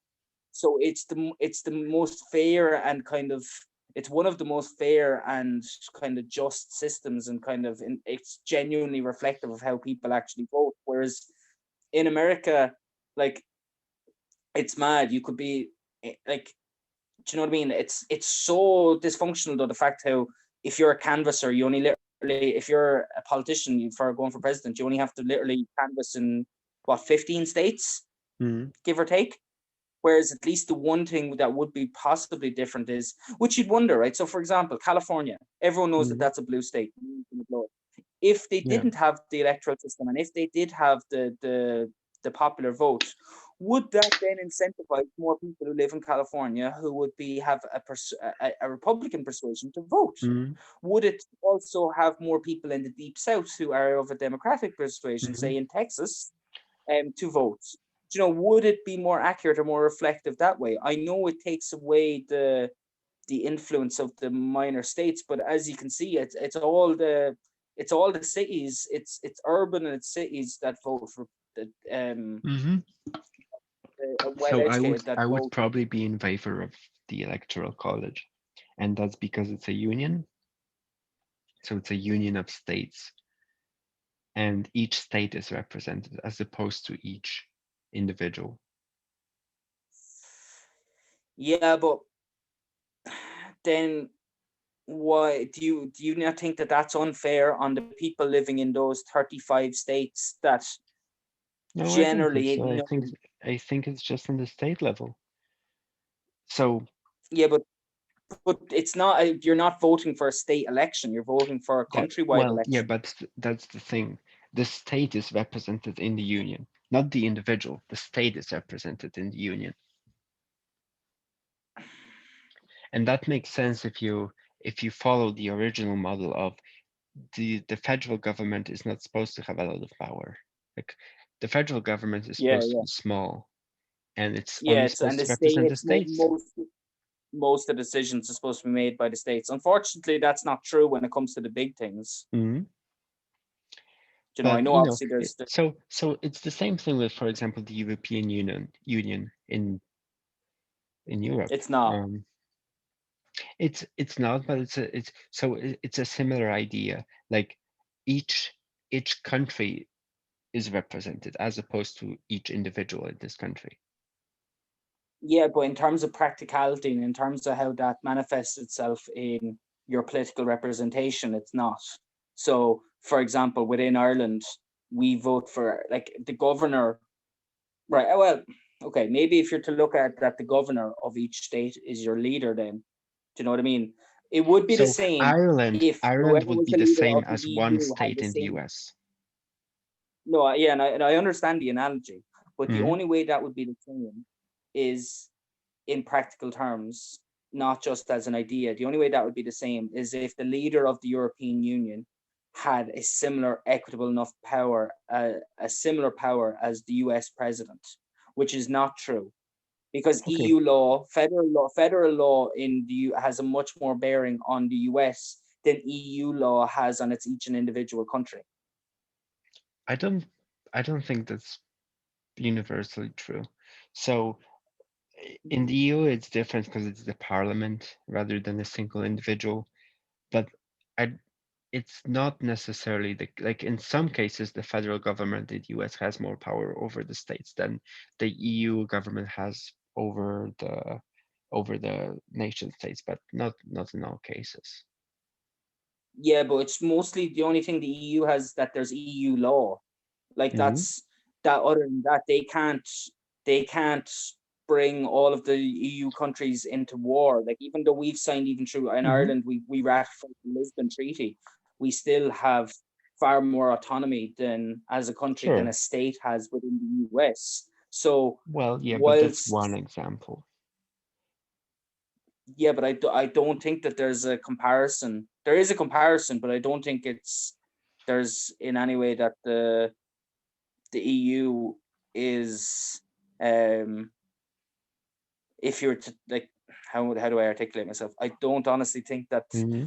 the the Well, the power that's hmm held the the power US that's government held by has the more US, power. Yeah. proportionally speaking, yes, Hmm. compared to what the EU have over the each individual country. So Sure, it's a sure, very sure, different sure. situation.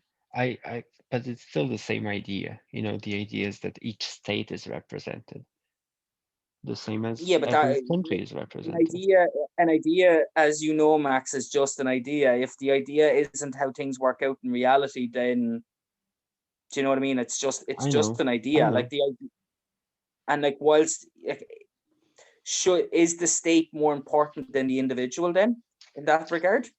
If you're saying that it's about the state representation and it's all about the state empowered, then if in effect that it's only 35 states in America, not that you might as well not vote, but that in all likelihood what way this vote is going to go. So Hmm.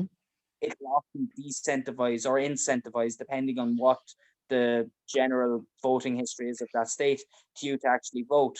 That, in effect, is a very different system than anything that we have in the EU.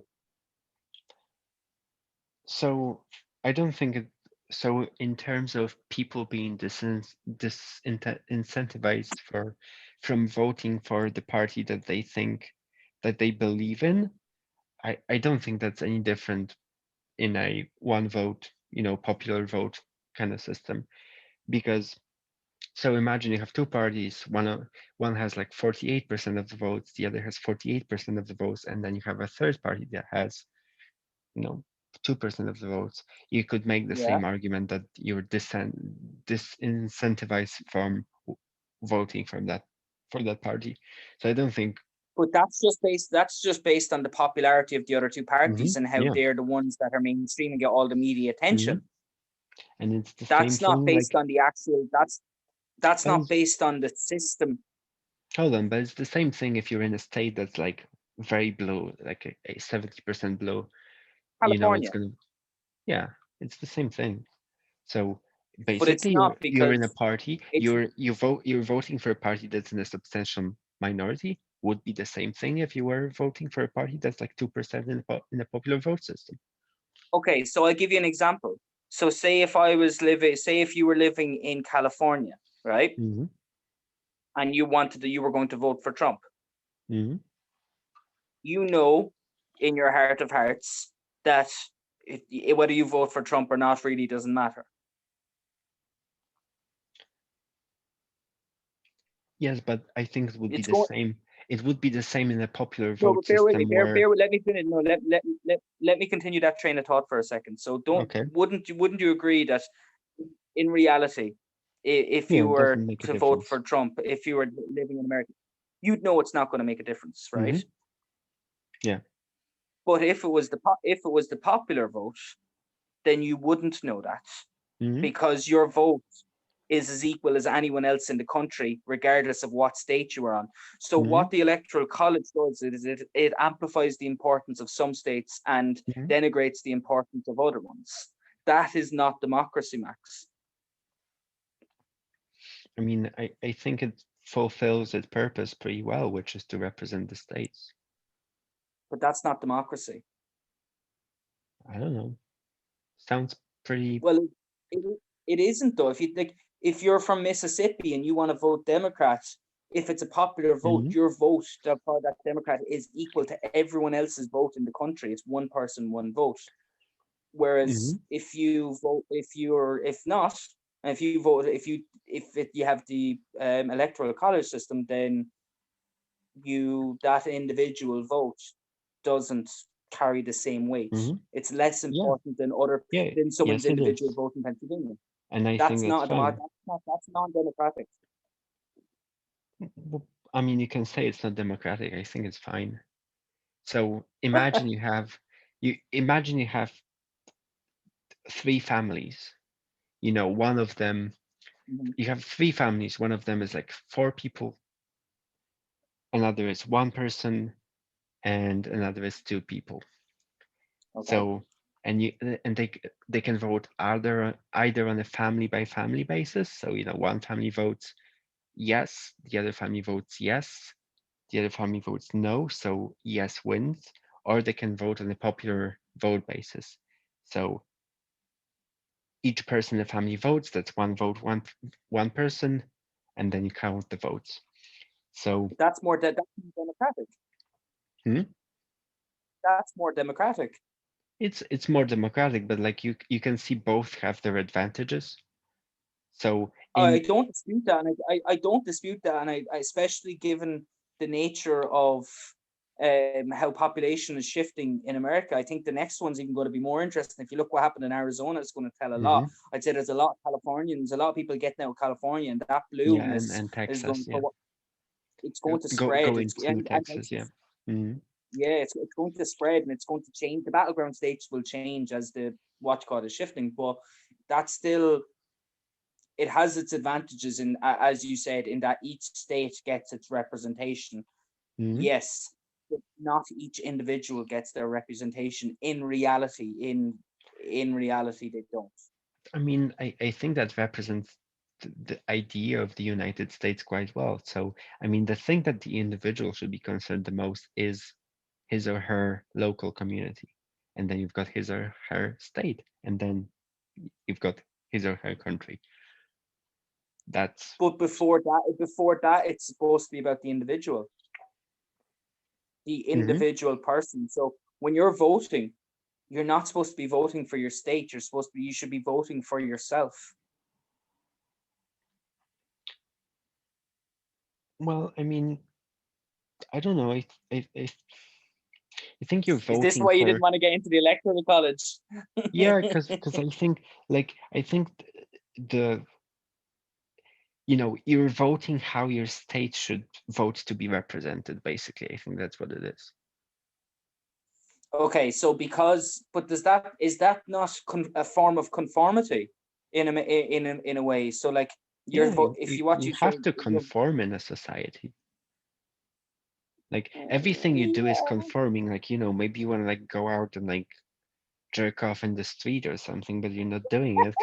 You know what I mean? Like I you're know, kind of conforming with everything you do.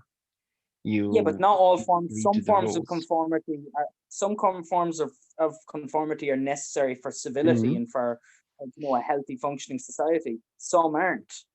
And I But would say if you're voting and in that mindset that, well, I'm not voting for me, I'm voting for what I believe my state should represent, mhm, then that I think that makes sense. Like have a consistent strategy for the state, and then like I think it makes more sense if the federal government that doesn't have a lot of power. Like if the federal government cannot affect what you do, like in your day-to-day life, I think it makes more sense. And the more yes, power you I would give to agree the with that. federal That government, the more it makes sense to go to the popular vote. that is how I would contrast it with the EU, because in the EU, the individual nations, realistically speaking, I believe have more power than the individually, almost as Hmm. than the accumulative total of the EU, because power hasn't been seceded Hmm. from the individual countries to the EU. So whereas in the US, I believe that the states, the accumulative power of the states is less than the total power of the federal government and the Hmm. federal the country as a whole. So Yeah. that in itself refutes, I believe that in itself kind of refutes the realistic, the kind of real practical implications of whereby if you're voting for your state rather than just Hmm. voting as an individual, for because you're voting on a federal level. Realistically, you're voting for the Hmm. federal leader. You're not voting for the state leader. When it's a state legislation, then yes, you vote for your Hmm. state. Like obviously, Well, there's listen, been, like people forget, there's been a lot of I think the senators elected. solution would be to either rather than going to popular vote, I think the solution would be to limit the power of the federal government. Do you know what my solution is? What's your solution? Get a third fucking party. Have a country of 350 million people represented by two modes of thought. You wonder why there's bipartisanship and people fucking completely polarized. Well, of course there's going to be people fucking polarized when you have 350 fucking million people and you have two fucking parties. Ireland has See, 5.5 million people and we have about five fucking parties. this is why I didn't want to get into it because I really don't have an opinion on any of this stuff, so I'm kind of speculating. You don't kind of do you, but you care about America. So how come you don't Yeah, really care about American politics? I, I, I do. It's just that I don't know enough. Okay, okay. I suppose I've been kind of fascinated by the dysfunctionality of American politics and how it's dysfunction it and how they proclaim themselves as the most democratic country in the world, and in effect Mm, they're anything. I believe they're anything but, especially in its current form.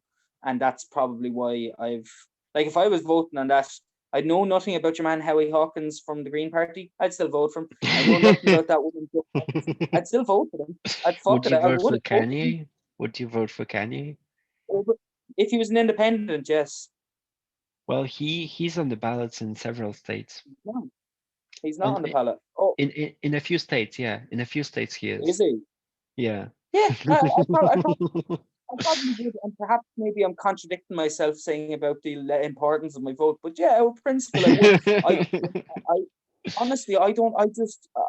It kind of baffles my mind how I thought after 2016, Max, that there was going to be a huge push for an independent candidate. I thought Mhm. someone like they would have seen the ills. People would have come to the realization and seen the ills of having a two-party system, and how basically the Democratic Party and the Republican Party are both center right-wing parties. They're both two Mhm. cheeks of the same arm. They're basically they're two sides of the same coin. And I would have thought an independent candidate, maybe someone like Jesse Ventura or whoever, be or someone more of a celebrity profile, that they would have kind of run and Kanye generate a West. lot of momentum. Kanye West. Yeah, All well, right, listen, I have to go take a piss. I'll be back with you. okay. I'm Right. While gonna you're doing that, I'm gonna check the latest on my Twitter feed and yeah, on yeah. the news All and right. stuff. I'm Okay. gonna stop this recording and I'm gonna record another one. So I'll Okay. see you in 5 minutes. And we're back and Joe Biden takes Michigan. Yeah. So are you gonna put those two parts of the podcast together? Yeah, so basically Uh, it's gonna, stop Run at through as me. me. Yeah, so it's gonna be like me saying I'm gonna take a piss and then is gonna jump to "We're Back." Okay. Um. Yeah, I saw he's taken Michigan. But forget about, like, I don't know what the Nevada is. Did you see Rudy Giuliani's press conference? I read something about it. Oh, I just watched it there. First, I watched Joe Biden's press conference in which he had all the inspiration of a wet paper bag. I know we will unite together as a people, as a nation. We will unite. And I said, Jesus Christ, man, could you talk in more sound bites? And he fucking stumbled over his words 4 times. I counted it 4 times in that brief period of his press conference. He did stumble over his words. Um, and I think even his fucking people there, no one was chanting, nobody clapped, and then they all clapped. He only clapped when he put on his mask and got off the stage. Really? But No clapping yeah, at well, all?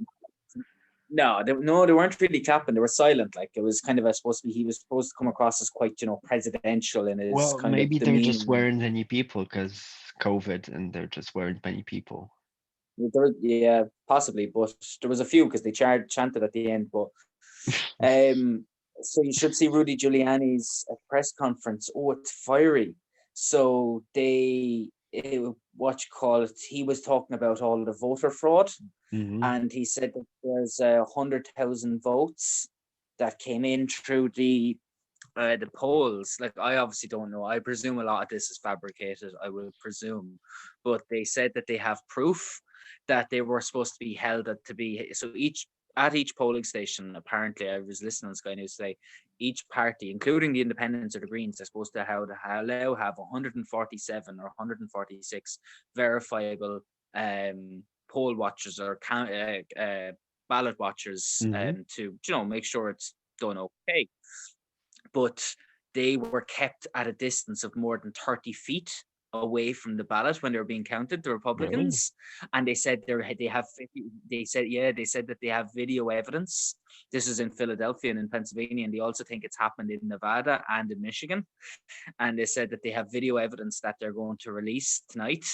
Lads, Okay. it's going to heat up like they said they have video evidence that they came out and brought them out of binoculars in the for them to see it from 30 meters away, but they still couldn't make out because they wanted to check that the stamps were okay, the dates were Yeah, okay, well, everything but was right, I or mean, else with they with reckon. so with so many like polling commissions and stuff, there's always going to be, one commission somewhere that's going to be like, there's always going to be some fraud somewhere. So like if you can point to some Yeah, like, evidence of fraud, that doesn't mean, there's always going to be some fraud somewhere, I know, right? yeah, but do you know that they're going to, if there's even a sniff of it, it doesn't mean that they're not going to utilize it as an Yeah. opportunity to try to stake a claim Well, it that it Joe it Biden hasn't lowers won. But public confidence. It lowers public confidence in the yeah, entire election process, and then people get, distrustful, and exactly. then you've got really messes up with everyone's head. You've got potential anarchy, Max. Yeah, I don't think it's gonna be that bad. I don't think it will be in terms of. I don't know. Trump ain't going to give up power without a fucking until he, as you said, until he's dragged out of that building. Yeah, but do you actually think he's gonna do anything? He's gonna wait until, I guess there's gonna be a court case, and then, after the court case, Well, there's after already the been court cases today. There's already been court cases today. They filed in the Supreme Court or the Civil Court in Philadelphia, and they were rebuked. So once that happens, then they can go to the national Supreme Mhm. Court, and that's the intention. But like Rudy Giuliani said, there's been fraud going on all over the place, and that they're going to bring multiple cases in multiple states. Um, so it's fascinating, if nothing else. It's political theater, isn't it? It's like it's all a big game, and I know it's obviously it has a lot of real world implications, but Jesus, I'm thankful that I'm not in the middle of it, because could you imagine how stressful it would be if, say, if either me or you were American, and either of us, were fervent like Democrats or fervent Republicans? Imagine how stressful it would be. I'd say like the stress levels in America must be Not for ridiculous. me. I mean, I Listen, I think the media makes a big deal out of it. I don't think there's anything happening that bad. What do you mean? Well, like I think people still, go out, buy their groceries and meet their friends and go to work, and nothing's really happening. Like, it's like the Black Lives Matter protests. Like, 97% of them were peaceful, but the ones that you see on the TV are, people smashing windows, and I'm sure that happens, but I don't think it affects a small percentage of people. So you don't think that there could be a lot of civil unrest as a I don't result know. of? I just don't know. I don't know how accurate the picture that you have, that picture of like, riots everywhere. I don't know how No, accurate not that everywhere. is. No, not everywhere, but in But certain some you places. know what I mean? Like sometimes you get that impression when Yeah, when you yeah, when that you the watch whole the thing is media. on fire. Yeah. So I Yeah, but just that's don't know how accurate that is. well, yeah, that's quite true, and you're quite right to say that because obviously the media are going to inflame it because if they show things in flames and riots, it gets viewers. Do you know what I mean? Hmm. It has people watching it, and you'll have a distorted view on what's actually the reality of happening and how much is it normalized. But I believe that the implications of the whole Trump presidency and everything else that goes with it, I think that it's going to be not. I don't know if it's going to be long lasting, but I think that the effect is going to manifest itself in a fairly severe way, be that short term or over the course of the next 6 months, a year, 2 years. Hmm. I don't know, but I do think that there's going to be. America is so divided that there is nothing. I genuinely believe right now there is nothing, be it the rhetoric of Sleepy Joe or whatever. I don't think there's anything that can unite them. I Hmm. genuinely don't. I don't think there's anything. And whilst you might say that life will go on pretty much as normal, I think there's going to be a lot of civil unrest in general society. How much? Well, it's difficult to quantify it, like, in terms of the unrest might not always be so visible in the form of large scale riots or violence. It might in some places be, sly remarks that are passed here and Hmm. there. People in a supermarket, someone wearing a Trump t-shirt in a supermarket or a Biden, and someone else fucking spitting on them or shouting at them or Hmm. getting given out to a shopkeeper. Do you know what I mean? Like it could just lead to general distrust within the population and a lack of commonality. So, Hmm. but it might, I would imagine that there'll be only highlights of it. When I say highlights in terms of the most severe elements of the social unrest, but I think that there'll be a huge undercurrent of it. I think in terms of because America is so polarized and because this is the biggest voter turnout in history, that there's so many people who have become politically engaged, but they've become engaged in completely polarizing ways. Do you know Do what I you mean? That think I it's think ever been? Do you think it's ever been worse? Like, say under Nixon? in terms of how polarized the country Yeah. was. Um, Probably yeah. With under Nixon, what year did Nixon come in? 19. So he went against Kennedy in 1960. Something like that. I Was don't he know. president?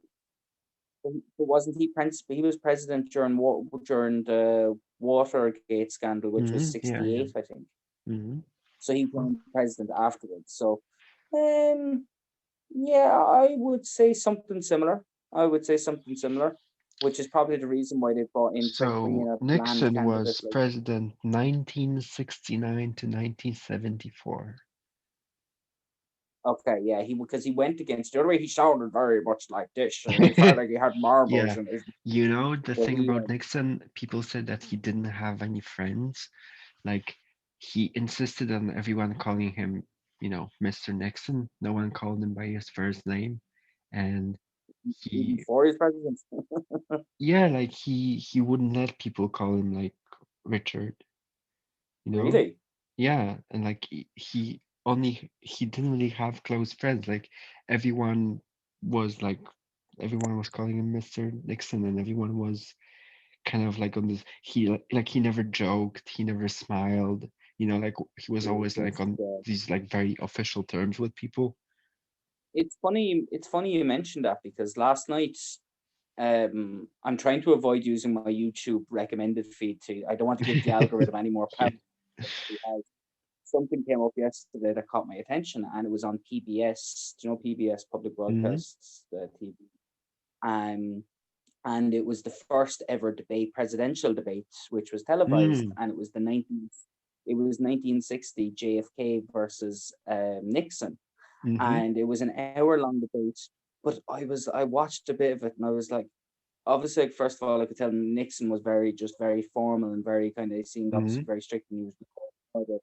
But I was like, I couldn't realize like the level of intellectualism in that debate compared to the one most recent between Donald Hmm. Trump, Yep. and Hmm. it made Trump and Biden seem cartoonish, genuinely Hmm. cartoonish, and that level of intellectualism, which was, you know, like, it was respected, and um, it was the norm back then to be intellectual, whereas now it's not.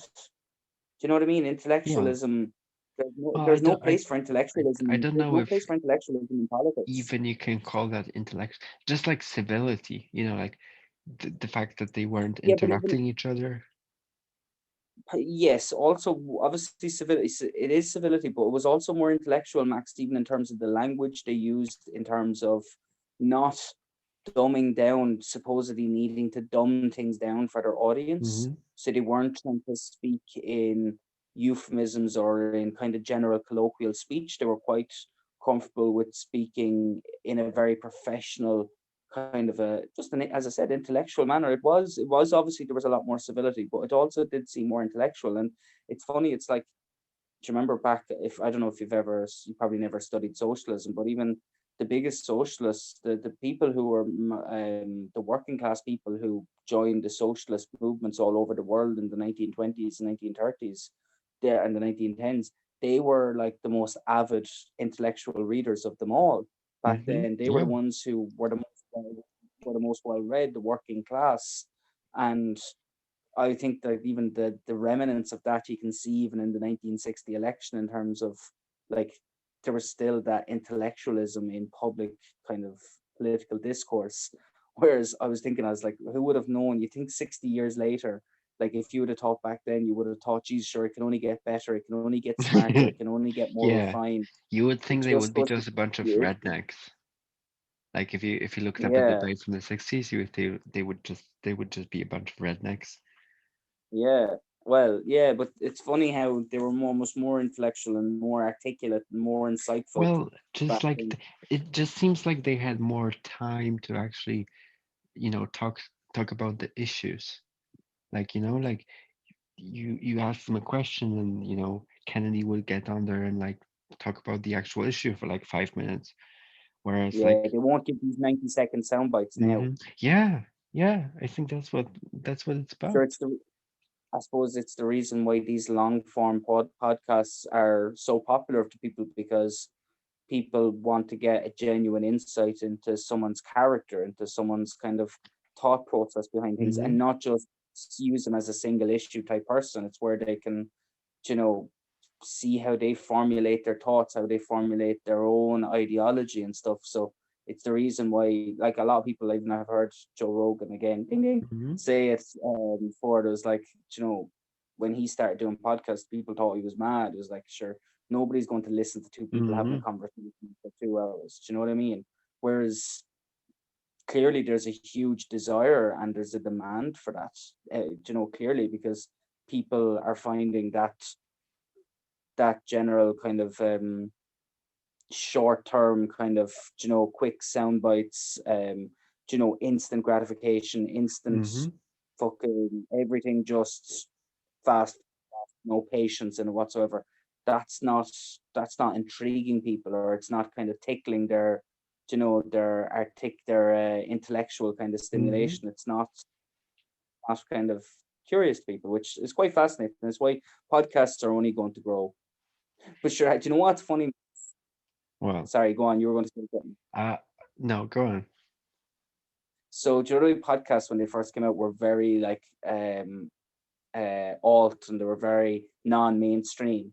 And Yeah. now, funny, whilst I was watching Sky News, and I could see like Sky News trying to promote their podcast, and I was like, who the fuck is going to listen to Sky News podcast? Who the fuck? Like, it's bad enough fucking watching Sky News or CNN, but like, if you're trying to compete on a podcast level, they're just not going to be able, because their content is far too filtered. So I think there's two types of podcasts. There's podcasts that are kind of like radio shows. So you have like two people talking for 2 hours or five people talking for 2 hours, whatever. But then you have podcasts which are basically these like short, prepared materials of like I'm gonna like read from a piece of paper for 2 minutes and I'm gonna talk about, like this specific event or something like that. So, Yeah. there's like podcasts in history, like I'm gonna talk about this specific event in history for 5 minutes, and that's one episode of the podcast. So I think like Mm. Sky News can compete in that. So for example, BBC, I think BBC had a nice series, like a podcast series on Black history, in Yeah, that yeah, kind they did. in that kind of format, like each episode was like five Yeah. minutes of someone just talking, But I think that's even that. I think people will see how filtered it is, though, and that has to be Yeah. so much. Like, there has to be so much production. There's so much production involved in that. Whereas, like, me and you have absolutely nothing prepared here. So Yeah. if there ever is a time you gather an audience, they'll be able to tell that this is spur of the moment Hmm. kind of conversation. And I think that brings you to, that's what's more intriguing in many cases, especially if it's just two people having a conversation. They'll be Hmm. just discussing, particularly as well if we're talking about taboo topics and Hmm. things that you don't Yeah, really see well, people I talking mean, about. it's a huge competitive advantage on its own. Just the fact if you're a person who's willing to speak about like the things that talk honestly about whatever you want to talk about, just being Yeah. honest and not filter what you talk about. And like, how many people are Mm. afraid to do live streams? How many like On podcasts. yeah, like or podcasts, like forget even the amount of people that I know who are too afraid to go on a podcast with me. Like, Mm-hmm. but then you also have people who are too afraid to go on a live stream, which is Well, I like suppose, remember the fact that there's I would say 99% of the population would care a lot more about social validation than you would. yeah, of course, that's what I'm talking about. It's just like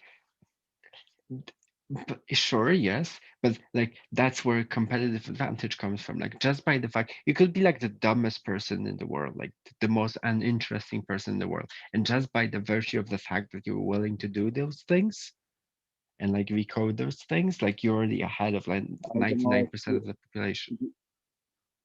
Yeah, but could you imagine putting a really thick, boring, uninteresting person on it? Geez, you'd lose interest.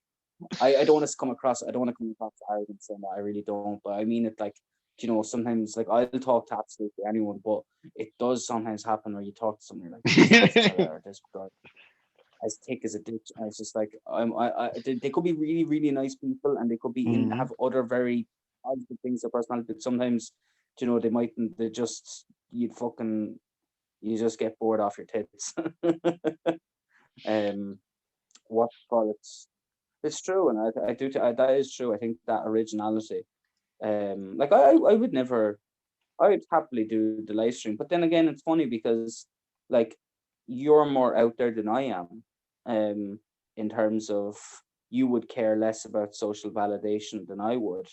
So one of the things that you were asking me to share our last podcast, Mhm. in order to help kind of generate a bit of momentum with, and just Mhm. see, like, just get more viewers, and it's always about your reach. And I Mhm. said to you that I was hesitant about doing that. I sent it to a couple of friends, but I was hesitant because I wouldn't, I would feel uncomfortable with sharing that within, say, my group of friends, or just sharing that on a Facebook page or on a LinkedIn Mhm. page, because and it's interesting. I'm comfortable talking about that and obviously expressing it now because I'm able to express my thoughts in a long form kind of communication. But I would feel that I don't know, maybe it's an Irish thing, I don't know, but there's a big no, honestly, because there's a mentality in Ireland, never get too big for your boots. Do you know what I mean? Never just fucking stay in line, keep in line, and never get too big for your boots. And if not, you'll be kind of because all we do in our to our friend groups is chop each other down and beat each other up. It's just it's the nature. We take the piss out of each other. So you're setting yourself up by me doing that. If I posted something like that, I'm setting myself up to get absolutely ridiculed. Do you know what I mean? By either my mates or people, Oh, my I acquaintances. think that's the case everywhere. Like that's definitely the case, you know, whether it's in Poland or Probably, in the yeah. UK, you It know, is very strong in Ireland.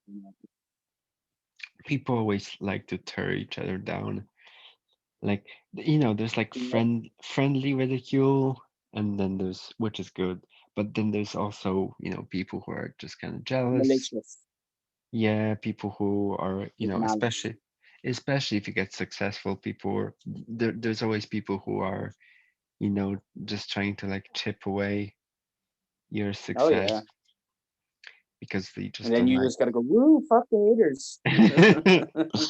Yeah, but also, you know what happens? The more I am on Twitter, the more I don't care about anything, like Like, and any. do you mean that in a positive way or Oh, in a no, nihilistic no, way? no, no. I mean that in a positive way. So, like, you know, I don't care, Okay. like, if people, like, I have had, you know, accounts with like 15,000 followers make fun of me. And, you know, then you've got like a mob of people going after me, you know, because all these accounts have people who are like very fans. So they're going to come after me. I don't even care at this point, you Yeah, know? well, as you said, I suppose, yeah, well, this is where we disputed earlier. I don't believe it's reality, so why should you care if it's not reality? But you do care to a certain extent. Why would you care if it's reality? Yeah, but when it happens to you, when you have an account that has like 15,000 followers and you have all the followers coming after you, Yeah, yeah. you know what I mean? I'd say you're finding it more of an inconvenience than anything else. Well, you know, like the first time it happens to you, kind of like, what should I How do? And then, how's that how was that the time you put up that 10,000 that 1,000 10,000 press ups thing? no, that was mostly a positive thing. Um, How's that going? I was like going, I've got 3,000 now. And how many do you do a day? 100, You do 100 press ups every day. five, You five take sets one. of 20, 5 sets of 20. Geez, your arms must be fucking built like fucking Arnold Schwarzenegger. Have you gotten stronger? uh, I mean, I can do more push-ups, yeah, so I must be stronger. Like people tell me, people like message me and tell me like, oh, your triceps looks bigger. Like I don't Okay. really, you know, like I don't really like look at myself in the mirror, so I don't know. But like people tell me that Bollocks. my Yes, you do. Yes, bollocks. Yes, you do. Everybody gets a fucking ego boost. Would you fuck off? I do, but like I don't notice, like I don't notice the difference. I just don't, you know, I just don't Yeah, I see it. think nobody.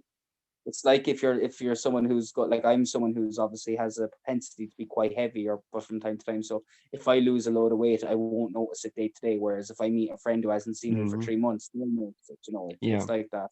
Whereas I haven't seen you for 3 months, but if I saw you and hit you in the arm or something like that, I probably But um that's where it gets strange, where like when people message you and tell you, oh, you know, your triceps got bigger, and it's like motherfucker, you watching me more than I'm watching myself. You know what I mean? yeah, yeah. I just I would have I'd say some of the weird shit that people get up to on like do you know what I feel like imagine there's people who just sit on Twitter all day like communicating and stuff Oh like yeah, all day. I have days like that. Like Yeah, not very often, but I do have days like that. but would you consider more on an average basis would you consider more of those days to be positive than negative?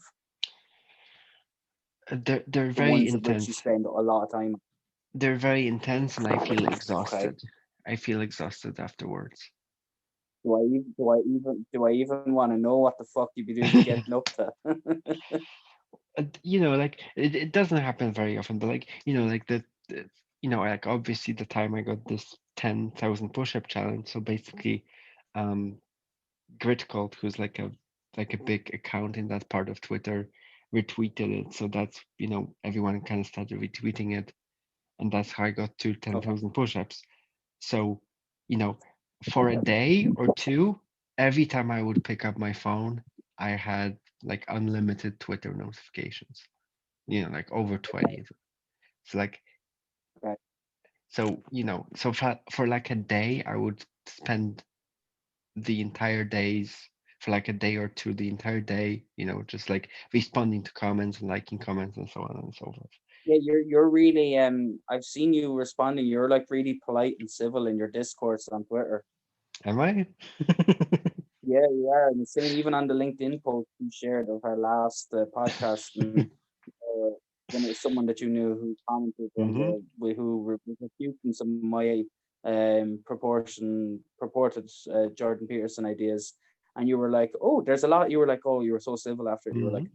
oh, oh, thank you for this. I wasn't aware of this. I'll have to look at it in good time or something. I don't Yeah, know, yeah. something like that. Yeah, And that's I've my seen you friend comment on Finn. the I page. talked to him today actually. But Did I you? mean, yeah, most people wouldn't say I'm civil, and I mean I try to be civil, but like most people wouldn't say I'm very polite on Twitter. So that's interesting. Oh, Like I wonder like who you're comparing me with. You know what I mean? Like what's your usual standard well, I for Twitter? like some of the people that I see on Twitter are literally sending fucking metaphorical balls at you. Do you know what I mean? They're literally just Hmm. throwing shit at the stick. Like there's one guy, there's an Irish journalist who I really, really like and I really admire.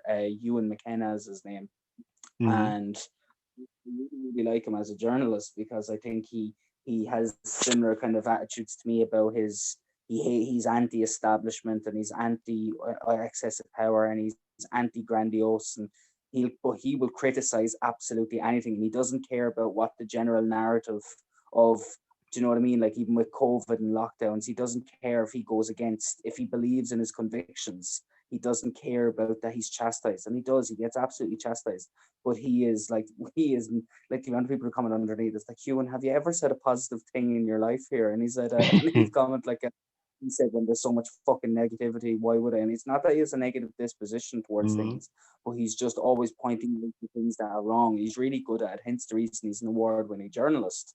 But like he's one of he always obviously Twitter realizes that I usually look at his tweets because he always Hmm. comes up to the top of my newsfeed when I go into Twitter. So he comes up straight away, and I just see all the negative, all the like. It's just something angry, or it's someone who's fucking around talking about the cronyism in Ireland or whatever it might be. But But I think on is Twitter, he saying mm, that, or how do the comments that people leave on his posts look like?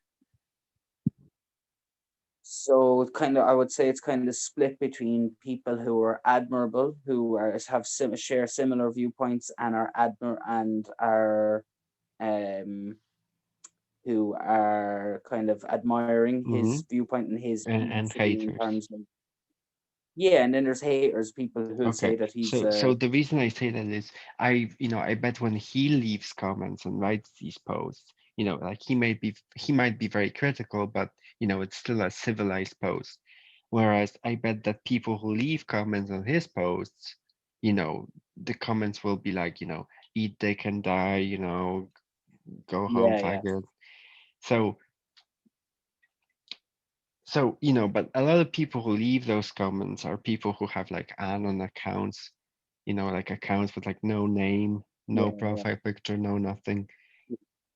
So, yeah, like in that sense, like people who I on with interact with on Twitter, they're kind of more civil, even though some of them don't use real names. They still have like an identity behind the account. It's like, everything you say, people that follow you will see. So they have like this kind of reputation thing going on, even if it's just a fake account. I Like feel it's like I feel like I feel like I feel like the way you're talking about your interactions on Twitter, that you're after infiltrating or else creating a cult. Oh, I What mean, was the some. one thing I said to you? What was the last thing I said to you when I was leaving Glasgow? I said, Max, don't create a fucking cult. I don't think I I'm did gonna say that create to a cult. I've definitely seen some cults. Um, you. You haven't infiltrated any of them, no? there's a guy called Grit Cult. On so Great, great the thing. yeah the account is called Grit Cult on Twitter. You know, like grit, Okay. like like grit, like G- hustle. GRIT. Yeah, like hustle, hard work. Yeah, Grit. yeah, great. Yeah, Yeah. yeah. So Great call. yeah. Oh Christ, this is all people who are like working their ass off and they're all about the daily grind. so he's Oh, a I he. know, I know who it is. You know who he is? Yeah, he's your man Vaynerchuk, isn't No. it? No, so it's a guy who he he's a public intellectual, and he has many interesting ideas, and he kind of builds these communities on Twitter, these cults that he calls them. Grit cult is the main one. So grit cult is the name of the person, but the grit cult is also the name of the that it just the name itself kind of suggests grit cult. Yeah, yeah. And then he has like all these other accounts. um he has one that he kind of uses the person, who Dave Goggins is. So the Oh, athlete, what is it? he's like a very Oh, he's the hardcore. black that he's Yeah. the black lad who does those like multiple marathons and Yes. triathlons and Ironmans. Oh yeah, I know the fella. He's all about building calluses in your mind. Hmm. So he has a so the Grit Cult also has an account called Goggins Cult. So he Okay. has like all these cult accounts that he uses to like build these communities. He has like a his wife has an account called Fortunate Cult, where she has Okay. like all kind of like tarot readings and stuff like that. So like they have all they have all kinds of like different stuff that they do. And do you think that this guy is famous in real life? I'm going to use the phrase real life. Yes. He's famous on Twitter. Does he have a, is he blue tick? Is he what? Does he have No, a no, blue no, tick? He's not really famous then, is he? no. Well, I mean, depends on what you. He's one of the biggest players in the circles that I I can. know, I know, I know what I mean as famous. You have to have a Wikipedia page. No, no, no. Definitely not this level of famous yet. He's not that level of fame. Okay, No, okay. no, no, no. And have you made his acquaintance or have you been private messaging this person? I've talked to him a few times. Yeah. Okay. How do you know it's not a bot? I don't see, like, sometimes I do think it's a bot. just because the way, I'm gonna send you some of his content after this. Just, Okay. just, just because just because of how weird he is. But like, I mean, obviously, like, there is a real person behind the project, but like, I don't know how much. Um, How authentic they are. yeah, like, like he used to like use fake names and stuff, and then he used his real name for a while and posted a profile picture, and the profile picture was his, a photo of him, a portrait photo. And how But does he monetize this? I don't think he does. I think he just does it for fun. For the crack. Yeah. I know he has a business, like I know he's a business consultant, like in real life, but the Something Twitter tells me thing, the something tells Twitter me that's a thing, weird you think that's fake? something tells me that's a weird business. No, I think he consults for other businesses. Okay. Like, they bring him in to, they pay him like an hourly wage or something, and he helps them. Whatever he basically Yeah. does. Yeah. And would you do you like me and you talked about Twitter before, and like me and you use Twitter in extremely different ways, like extremely different ways. Hmm. But I probably like what I love about Twitter is that it just gives me information. So I've Hmm. found Twitter to primary news source Hmm. because I keep in control. I suppose I try to be objective, obviously, about my news, but Well, you can it's choose who you follow. yeah, you can choose who you follow, and you can make a judgment on the person that you're following, whether Hmm. you believe that they have integrity in terms of what it is that they're reporting or not. And I would often find the individual, I would have more faith in the individual than actually a company per se. Hmm. So be it if it's just like an app, like an app like Sky News or whatever, that's an individual. If I find an individual journalist, so for I'll give you a primary example. So you know the Rolling Stone. Hmm.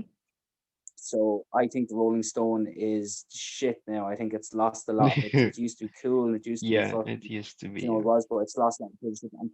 And they did a big Joe Biden where they used these descriptive words of Joe Biden, like he's fallacious, he's well mannered, he's like they just talked a load of shit. But then there's also a writer, one of their most famous journalists is a guy called Matt Taibbi, who's I think is a Hmm. brilliant journalist, and he does a lot of their probably one of their main investigative journalists. Whereas so I follow him on Twitter, so that's like an example where I prefer to get my news from, for example, Matt Taibbi on Twitter than from Hmm. Rolling Stone. You know, whether if they had an app or something like that. So, but then again, I suppose then sometimes you can get blinkered because, and everybody in the world is exposed to this, you included. Hmm. Um, so if you, it's psychological. So if you like someone, then if they say something, you're more likely to believe it, or you're Hmm. more likely, you know, if someone who you like or you respect says something, it innately has an influence on you as to whether you're going to believe or agree with what Hmm. they say, even if you think you can be objective. You're not fully objective, you know, and Well, that's yeah. that's just There's it's true though. there's no such thing as objectivity. As humans, we're not able to take in objective information without repurposing it for our That's true. subjective purpose. And That's why then, we have heuristics. hmm. How in terms of how we make decisions. You're right. Hmm. We can't be fully subjective. But then, that means when you're on Twitter, you're only seeing the small portion of overall information that you want to see. And like, of course, you're in control of who you follow, but who you follow is only a small, very small percentage of the overall information that's available. You're not in control of their content. Not even that, you're like, you're only, you only have limited capacity for information. And even if you could access all the information that's available, all that information is useless because for us as humans, the only information that makes sense is the information that we can repurpose for our subjective purposes. Oh, you're getting abstract. I'm Okay, I'm getting deep, yeah. That's why okay. Could you repeat that again for me? I'm a bit I'm a bit sad that I couldn't get any weed. Oh yeah. Oh yeah, you were saying earlier. So for any, if there is any listeners listening to this, Max's go-to, which is just it's dangerous to be quite honest, is to go out onto Yeah, the maybe street and maybe let's leave the operational details out. okay. Let's just say you need to find a phone. Yeah, I need You to, need to find yourself a content. yeah. Um, But anyway, um, sorry, you're gonna sometimes because with these podcasts you're gonna have to message me one day. It's like, okay, John, these are the 10 things that we can't talk about. well, I mean, I think we can I talk won't about I won't accuse you. I won't accuse you of censorship. Don't worry. it. So, what was I going to talk about? Oh yeah. Uh, Well, sorry, yeah. So you were talking about how everything. I think everything what is you said was subjective. Everything you every information you is can this absorb uh, is essentially going to be used for your purposes, and that's the only context in which information exists. so does that tie into is that of a similar kind of a theme as to when you were explaining to me about projections of reality Hmm. as opposed Yeah, to our our concept of reality. yeah, I think that's So the same thing. Yeah. so do you remember one of the arguments we had smoking weed out on the balcony, and Hmm. you were talking about consciousness, Hmm. and you were like saying how everything is conscious and everything is just a projection of our reality. And I started pointing to the little dirt on the wall, and I was like, "All right, Max, how the fuck is this conscious?" So you're like, "Yes, it is. It's alive. Or sorry, it's not alive. It's conscious." And I Hmm. was like, "No, it's fucking conscious." I was like that kind because I remember that kind of stuck with me. But so sorry, I went completely off on a tangent there. So you say that all the information that we interpret in our mind is none of it is ever objective because we use it for subjective purposes. Yeah, I think that's true. I think we have an approximation of objectiveness in our minds, but I think it's just What does the word approximation mean? Like an approximate in terms of an estimate, kind of, so I think we have a or a general idea? so I think the concept of objectiveness itself is um just So it's just the subjective mind's um kind of approximation to allow us to communicate with one another more effectively. So okay. Do you think?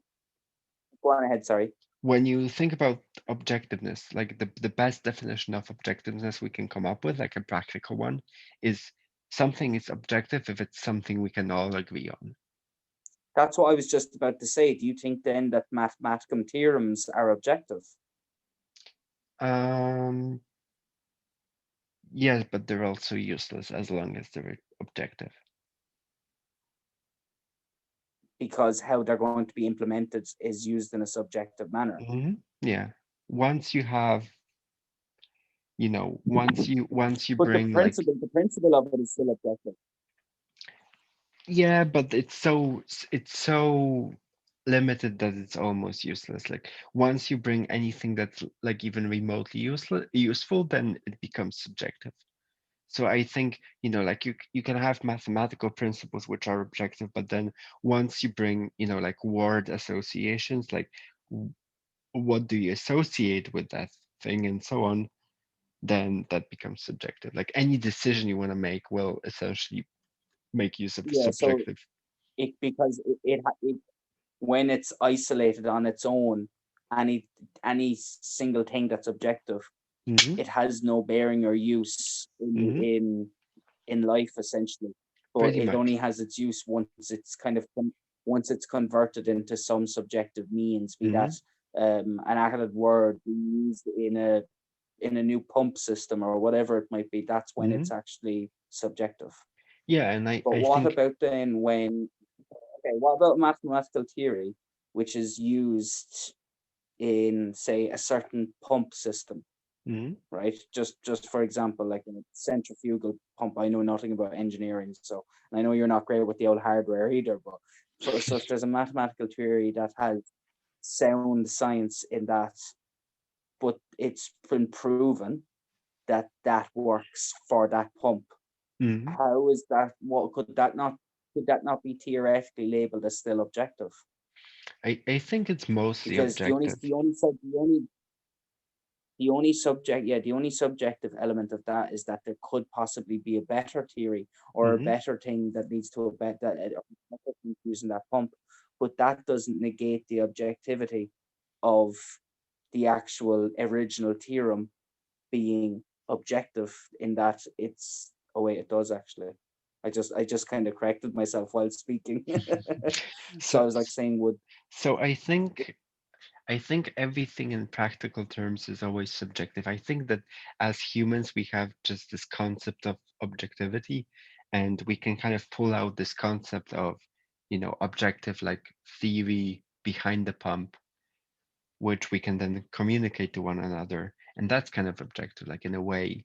But I think anything practical that you can do with it will be subjective. Like anything that you can do with that pump, the associations that people have, like what what does this pump mean to you? How can Hmm. you use it? I think all that's subjective.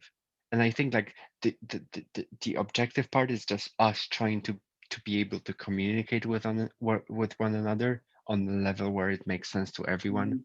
But I think it's like very deeply ingrained in our brain, that whole concept of objectivity.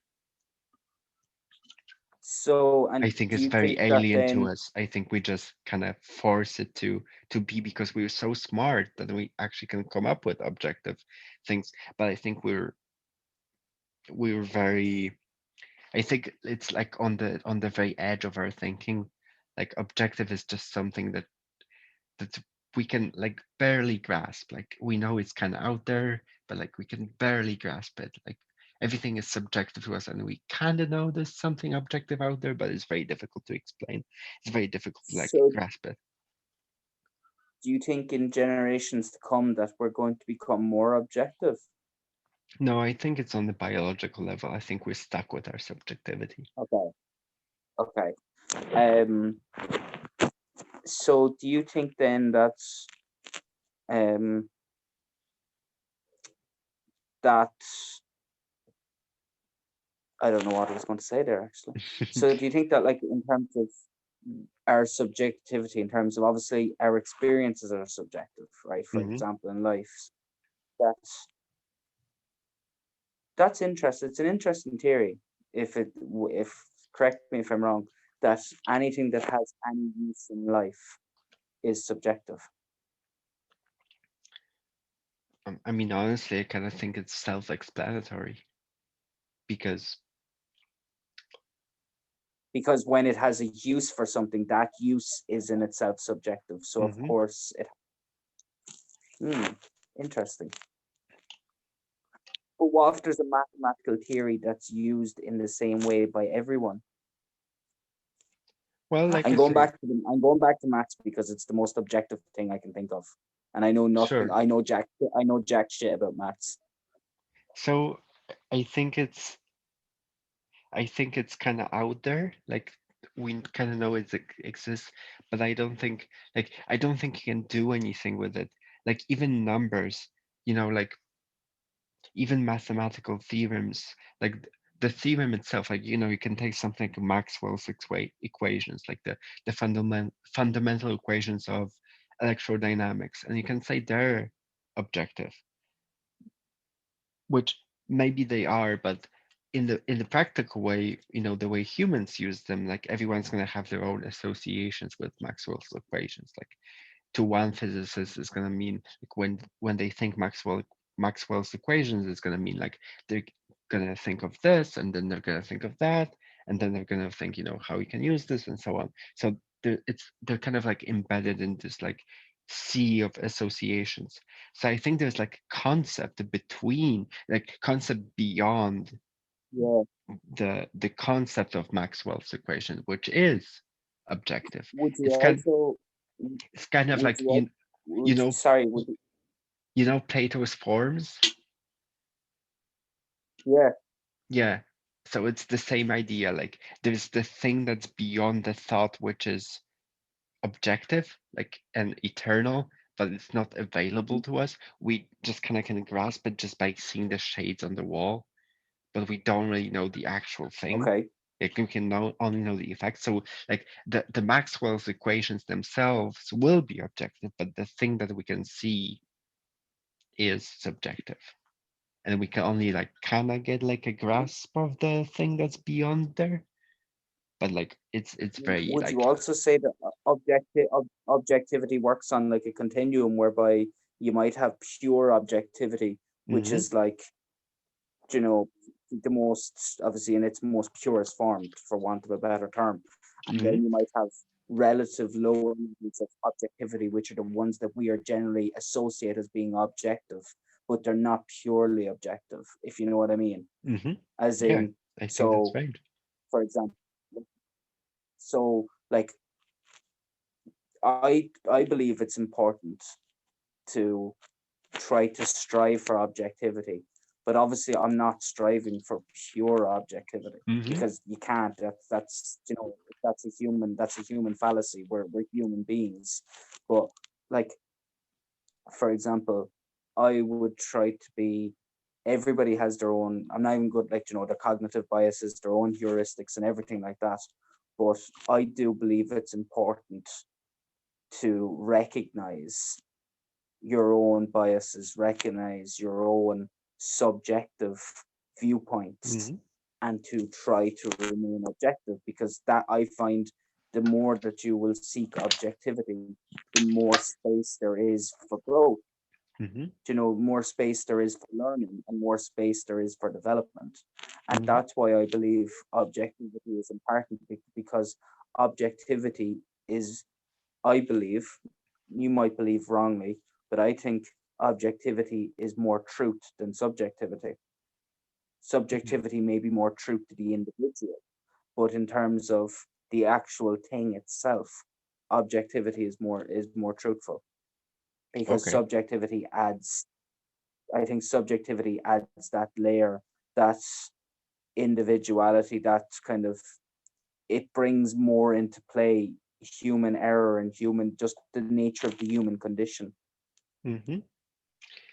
So I agree with one thing there, and I disagree with one thing. So I actually want to become more I think I know what subjective. to disagree with. But I actually want to become more subjective. okay, So I don't want to become more why? objective because I think that will be useful because I think objectiveness is useful. And it's only when you bring But what? subjectiveness to the equation is when it becomes useful. So Okay, objectiveness is useless, subjectiveness is useful.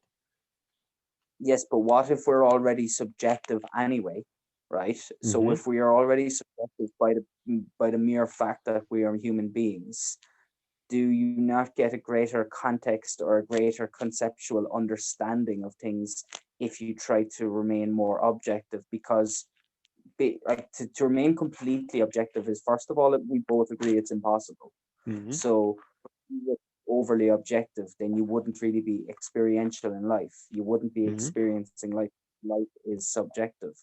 But if you experience life with the knowledge and with the inclination to understand the objective, can that not add to your subjective? Does that make sense? So I think that that's the part I kind of agree on.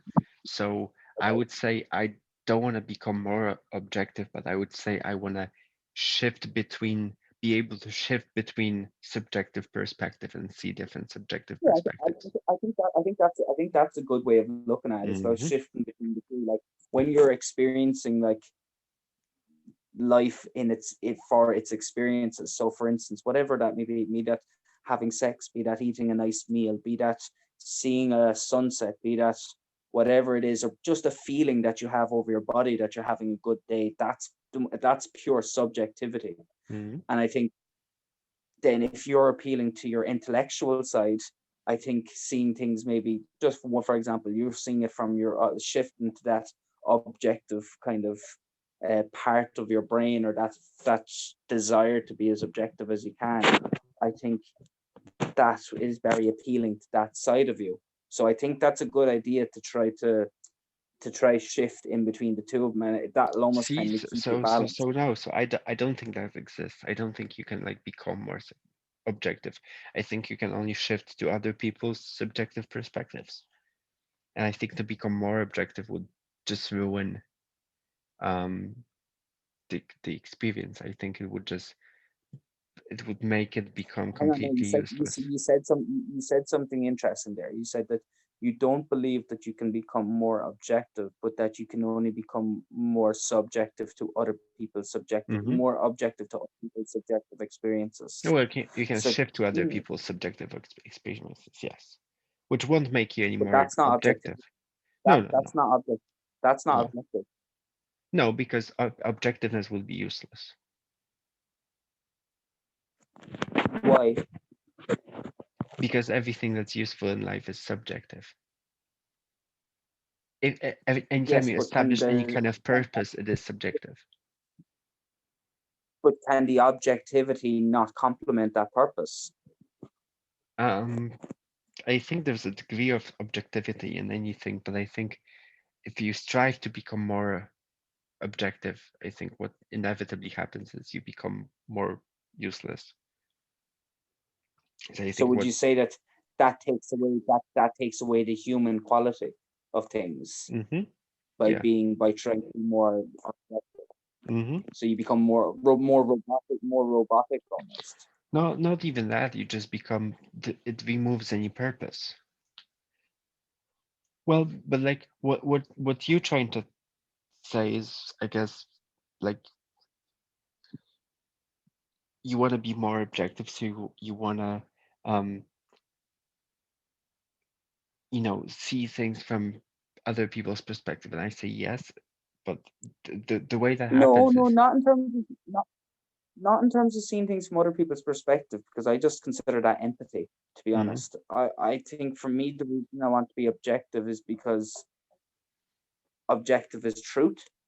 hmm So do you know what I mean? Like for example, have you ever been around someone who has a like a big kind of a their social harmony is very important for them. So hmm they say something that you know that they don't agree with what they're saying it, but they're saying it because of the context of the hmm conversation that they're yeah. in or who it is hmm that they're with. I'm Carl, but you don't really. I'm being. I was like, you don't really believe that, and I know you don't believe that. And you're just saying that because of being around, and hmm like, not that that annoys me. It does sometimes, but not hmm really. But like, I is think that's being subjective too, by the way. from on my behalf, yes. And on their behalf, I don't think there's like objective truth. I mean, there kind of is, but it's kind of like Plato's forms. It's just like It's very abstract shadows. though. Yeah, yeah. It's like shadows on the wall of the cave. Like we will never know what it really looks like.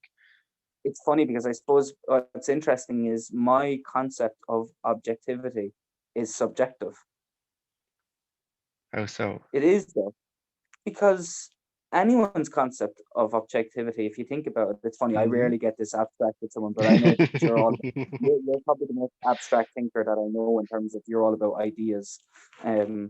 Like like if you think about it, so what I believe is objective in terms of a specific situation or a specific goal or a specific way, more sense of morality or whatever it might be. What I believe to be objective hmm is still my subjective interpretation of that hmm objectivity. If you think And about it, so hmm and then you would probably agree that there's the sense of objectivity behind your like behind your sense of behind your subjective sense of objectivity, but we will never know what it is because it's like a shadow on the wall of the cave. I don't. Yeah, you alluded to that kind of broader sense of hmm objectivity, kind of that kind of it follows around our kind of subjectivity, or it kind of encapsulates it, or it's like I don't kind of see that concept in terms of how that manifests in my life, or not in just my life, but in life in general. In terms of how, okay.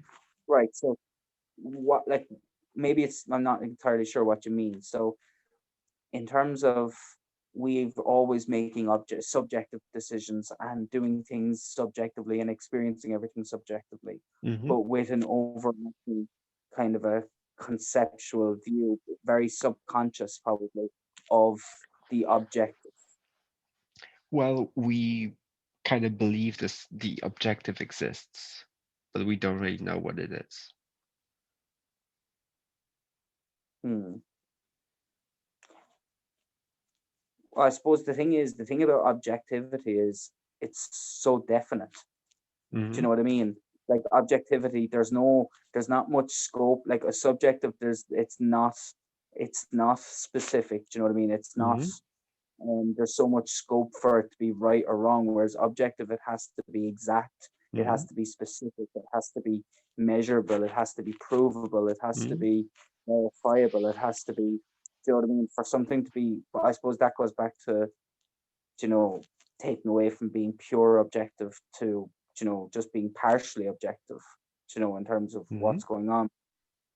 I think, right, if we take it away from the individual level for a moment, or actually, no, you know what, I won't for a second, because I'm kind of curious as to, this is giving me interesting, because I'm thinking now, well, you know what I'm thinking about now? I'm thinking about my, me moving to China Mm-hmm. and my subjective, um so I was trying to think objectively in terms of my career and in terms of how that Mm-hmm. might jeopardize. So as I alluded to you yesterday, I haven't talked about in this podcast, but like most of the people in my life were quite, you know, supportive and saying, oh yeah, go for it, whereas there was one or two others then who weren't as agreeable, or they were trying to portray something being objective. So, you Mm-hmm. know, in terms of um, because you need to do this for your career, you're jeopardizing because of your age. This is how recruiters are going to see you, and that was, I suppose, a very.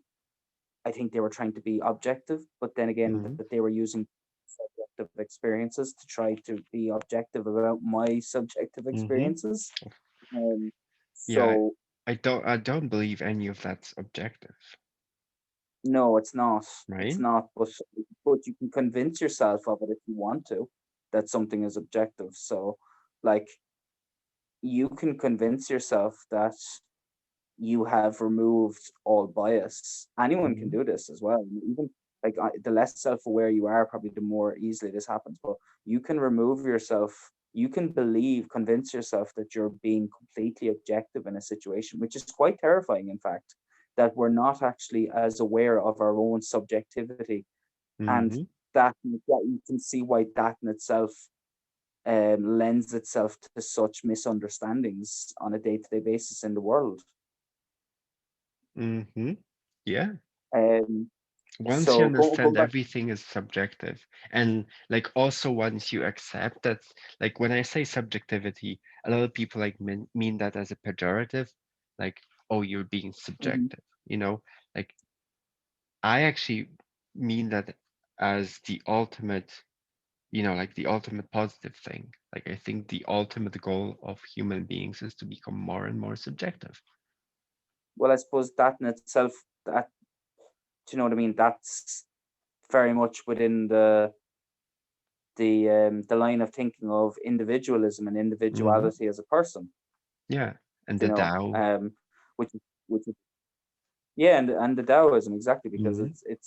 it's well, I obviously know, all I know about the Tao is from what you've told me, but um like, so I'm going to a country where it's very um they they don't take kindly, obviously, the Chinese to,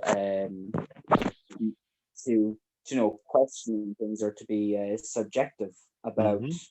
how the government, they expect a high level of compliance. Um, but anyway, that's not important to me right now. I was thinking about like China, and I was thinking about my experiences and what are they going to like, and how do I, like, almost, I was not that I was trying to predict what it's going to do for me, because all you can do is hope that it's going to do good things for you, you know, accept the past, live in the present, hope for the future. Hmm. But like, I was almost thinking about it, trying to think about China in a very, and that, think about moving to China for a year, but also thinking about it in the scheme of my whole life. And I Hmm. was trying to think about it through an objective lens. So I was trying to think of it through an objective lens, whereas that, having had this conversation with you now, I can now see how I shouldn't be looking at it through an objective lens. I should be looking at it through a subjective lens. And I Hmm. should be looking at it through how those experiences, whilst there might be other people who have had the very same experience, it won't be the very same in terms of the subjective experience, the subjective effect that it will have on me, both in that given moment, that those things that happened to me in that 12 months I'm in China happen, and also in the after effects that they have for me in the rest of my life. Do you know what I mean? That Hmm. subjectivity is like, I hadn't, I suppose I hadn't really considered how um I shouldn't be looking at that through an objective lens, because I was trying to look at through like, okay, right, the way I was thinking about it was, right, okay, if I was thinking of everyone else who's whatever 27 now, they'll be 28 in May, and when they come home they'll be almost 29, right? They're going to struggle Hmm. to get jobs, then they've their careers and whatever ifs and buts. But like, even my when I think about it right now, that objective viewpoint, sorry, I use objective in inverted quote unquote, a viewpoint I had in my head was also influenced by that one or two people who were trying to persuade me not to go. So that Hmm. had permeated my thoughts in Of terms of course. my what is so-called objective thinking, on, that I was being objective by thinking, oh, these are the things that are going to happen. Hmm. Just because you're trying to be realistic, just because you're being realistic, and just because you're trying to see both sides of an argument or the same coin, doesn't mean you're being objective. Well, it just means you're factoring in other people's opinions, but there's still like word associations of what that means to you or what that Hmm. means to other people. But there's always like this fact of what it means, which is always subjective. Like, what does it mean? Yeah. Well, meaning is subjective. Yeah, yeah, yeah, yeah. That's what I It's mean. why it's why nobody understands the meaning of life. Do you know what I mean? Nobody can categorically ever in the Hmm. world ever, no matter what. I don't care if there's a Jesus, if there's a hula baloo upstairs. I don't give a shit. It doesn't matter if there's robots or everything. Nobody will ever be able to objectively categorize definitively Yeah. what, because the meaning of life. Maybe actually, do you know what? Maybe that's what you should say. The meaning of life is subjectivity. Hey, Well, maybe there's an like, I mean, like, think about it this way. Like, if it were so easy to describe the meaning of life, then we would already have that in schools. You know, like, absolutely. you know, like, like you can teach people like 2 + 2 is 4, but when it gets to like how we should behave, like no one can agree on that. And I think the reason no one can agree on that is because it's so subjective. Do you know what should actually, to just go away from subjectivity, objectivity for a moment? Do you know what I actually did? I do remember thinking when I was younger. I remember, because I was probably a bit like you when we were younger. We'd love to question things, although I was probably a bit Hmm. more vocal because I was extroverted and you were introverted. But I would question everything that I saw in a book. And I remember thinking, why is philosophy taught in primary school? Do you know what I mean? To challenge people's kind of thinking, because do you know what I mean? Like, were we only taught kind of hardline subjects which may or may not have been of any interest? Now, philosophy wouldn't have been interesting to every children, but why Hmm. wasn't why I wonder why philosophy was never, because it was seen as such an abstract concept, because there was no verifiable or tangible skills that you can get from it. But Hmm. like, you know, why wasn't philosophy, because this, I would consider this quite philosophical in terms of, the meaning of life, objectivity, subjectivity, Hmm. and there's a lot of subjective experience and knowledge that can be gained from that. So why isn't, like, what, I don't know why it's not promoted anymore, in especially, I don't know what it's like in Poland, but in Ireland and UK it's not anyway. There's absolutely zero emphasis on it. Uh, yeah, pretty much zero emphasis on it. Well, Yeah. maybe in other courses. There's no philosophy course in high school. No, there's none here as well. Whereas they do have it in America, if I'm not mistaken. They sometimes have philosophy classes in high school or whatever. Maybe. I could be wrong in that, but no, it's interesting. I hadn't, because it's funny. Like, you've kind of demonstrated to me in terms of the fallacy of thinking you can be objective. Hmm. That wasn't something. Obviously, I was aware of how, um not even the fallacy of that you can how trying to be subjective, but that being objective it shouldn't be your aspiration. It Mm-hmm. shouldn't be your goal, because you're going down the wrong path if you're trying to be as objective as you can, because then you're losing your human essence. You're using your individuality if you're trying to Mm-hmm. be as objective. Well, it's just an empty path. There's nothing at the end of it.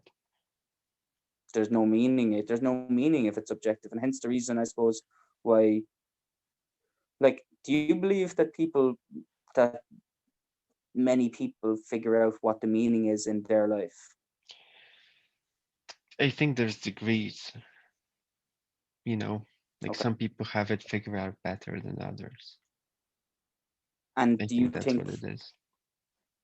okay, and have you ever kind of like tried to analyze that in terms of who are the people who, because I know you think hugely about meaning in life, Mm-hmm. and you're always trying to aspire for more meaning and more purpose.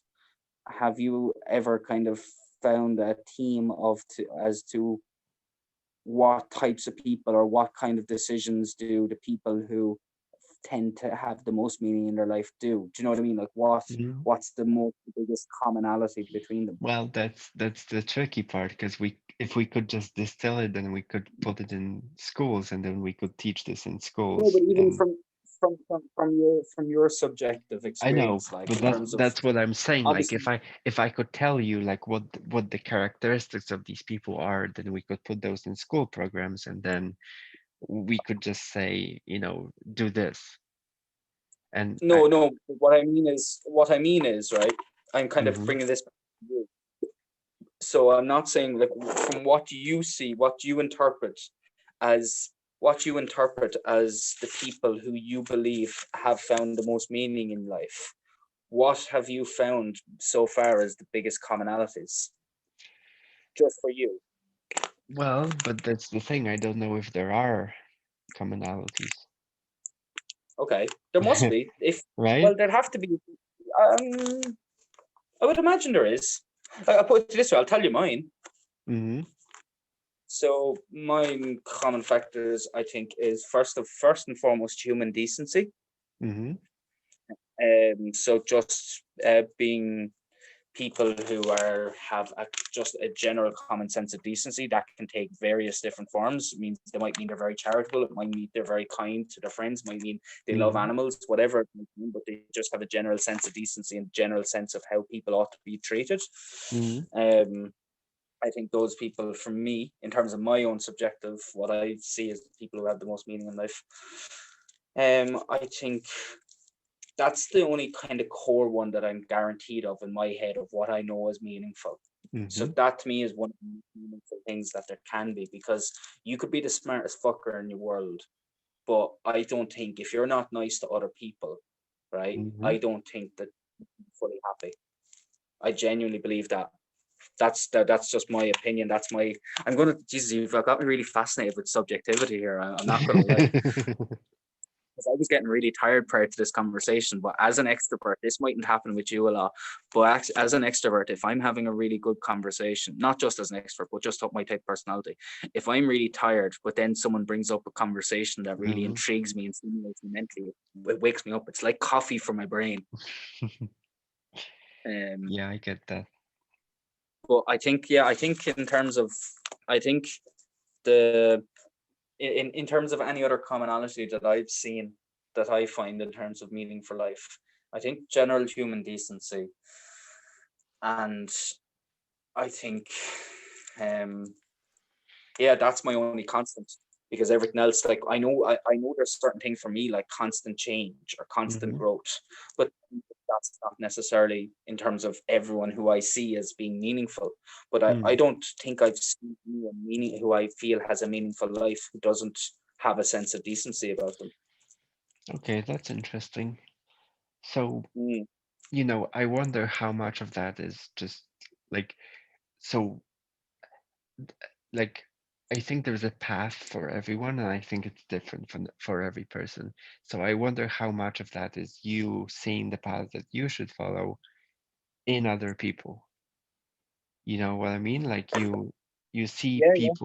people that you admire basically show you the path that you should follow, like follow the path of your maximal meaning. And for me, it would be people who are brave. That would be the common denominator People, for me. people who are courageous. Yeah, I think that would be the thing. The same thing that you said about people, having human decency. I think that would be the same thing for me with people who are courageous. Interesting. Interesting. Well, I would have always considered. I would have like. I think it's kind of inevitable given the fact that, like, even if I try to look at it through my subjective objective lens, Hmm. I think anytime I'm ever going to have to say objective again, I'm going to have to say my subjective objectivity. But I think if I was to, like, if me, even if what I'm trying to say is, I think that you have kind of proved that. I wouldn't say proved it, but I think there's a lot of evidence in terms of the decisions you've made in your life, in terms of bravery, in terms of look what the fuck you're doing right now. You're city hopping fucking across, like, to a country that you only moved to whatever 3 years ago, that you couldn't really Hmm. speak the language. You gave up a solid full-time job to, I know you mightn't consider that brave, but you probably do deep down. But that, and now you're selling books, you've started your own company, today, like, do you know what I mean? And that is, that is very brave. So I can see why. And then you, obviously, often talked to you about, like, being decent to other people, or just Hmm. admiring decency in people. It's a big factor that I admire in people. So um it's interesting because you won't, if you reflect on what it is that you see in meaning in other people, it probably gives you some insight into what you find the meaning in for yourself. Hmm. Yeah, absolutely. And, actually, before this conversation, I thought, maybe courageousness was kind of an objective thing in a way that it was kind of common to everyone following No. their meaning. But, Hmm. you know, now you're It's talking kind of about, dawning on you that's just what's important for you. yeah, it might be that, meaning is something that's very, well, it's very subjective. It's just something that's very individual to the person. And I think It that's why is. it's not being taught in schools, because it's very difficult. Like that, the only thing you can say about meaning is that it just comes to you. Like you know what you should do. Like deep Yeah, down, like, you know what you should do. I think for me it's going to China now. Yeah. I can't. There's not much, and I knew also that I also had to go against, say, my eldest brother's viewpoint on it. Do you know that do Hmm. you know what I mean? I knew, but I also know that whilst I'm quite, I wouldn't say I'm single-minded, but I'm quite careful in terms. I'm not careful, but I'm quite selective in terms of who do I allow to influence my decision. Hmm. So with my decision to go to China, um, I think that you provoked and kind of dug deep in terms of the logical element of it, in terms of my brain, in terms of why this is the right decision to go. Hmm. And a girl that I've met up here in Dublin, she also pushed me to go, and she was just so emotionally kind of genuine in terms of saying about the experience that she has had, and how she's been gone went to America as a summer camp and stuff like this, and how that persuaded, and how, but her kind of emotional way of relating to me spoke to my emotional side, and kind of Hmm. said, you just have to do what you feel is right. And I think that I've kind of amalgamated two of them together, and that gave me a foundation of confidence that I'm doing the right decision. So, and I know it's an individual thing, but I don't find harm in finding meaning I find meaning in conversations with people all the time. So having those conversations both with you and her kind of helped kind of illuminate that sense of meaning for me, if that makes sense. Yeah, that makes sense. Uh, Yeah, that's quite interesting, Max. I'm trying to tone down my voice now because I forgot the two boys in my house are gone to sleep. Before before we go, I've really enjoyed this podcast, by the way. Before we Thank go, you. I what's the did story? too. What's the story with the election? Yeah, let's see. So Imagine you just see America's on fire, America's on no, fire. no, no. So I saw something. Apparently, you know, in Nevada they all went to sleep, and or they all went to just kind of call Big, it a big, day, big, and big and postman. and they're going to have another announcement on Thursday, tomorrow, basically. Okay. So it's gonna run. It's gonna run into tomorrow. Jesus, lads, I'm telling you that we haven't seen the last of this. Yeah, well, it's basically all down to Nevada now. I'm probably going to fall asleep, stick in a headphone, and fall asleep listening to mainstream media and talk about the election. So I'm probably going to have some strange dreams tonight. You're actually gonna Um, listen to people talking to the about the election. You've not had enough. yeah. Okay. Listen, I'm going to call a halt to it. This has been great. Okay, thank you for being here. No problem. Thanks, listeners. Good night, everyone. All right, night, Bye Max. bye. Night, guys. Bye, By the way. John.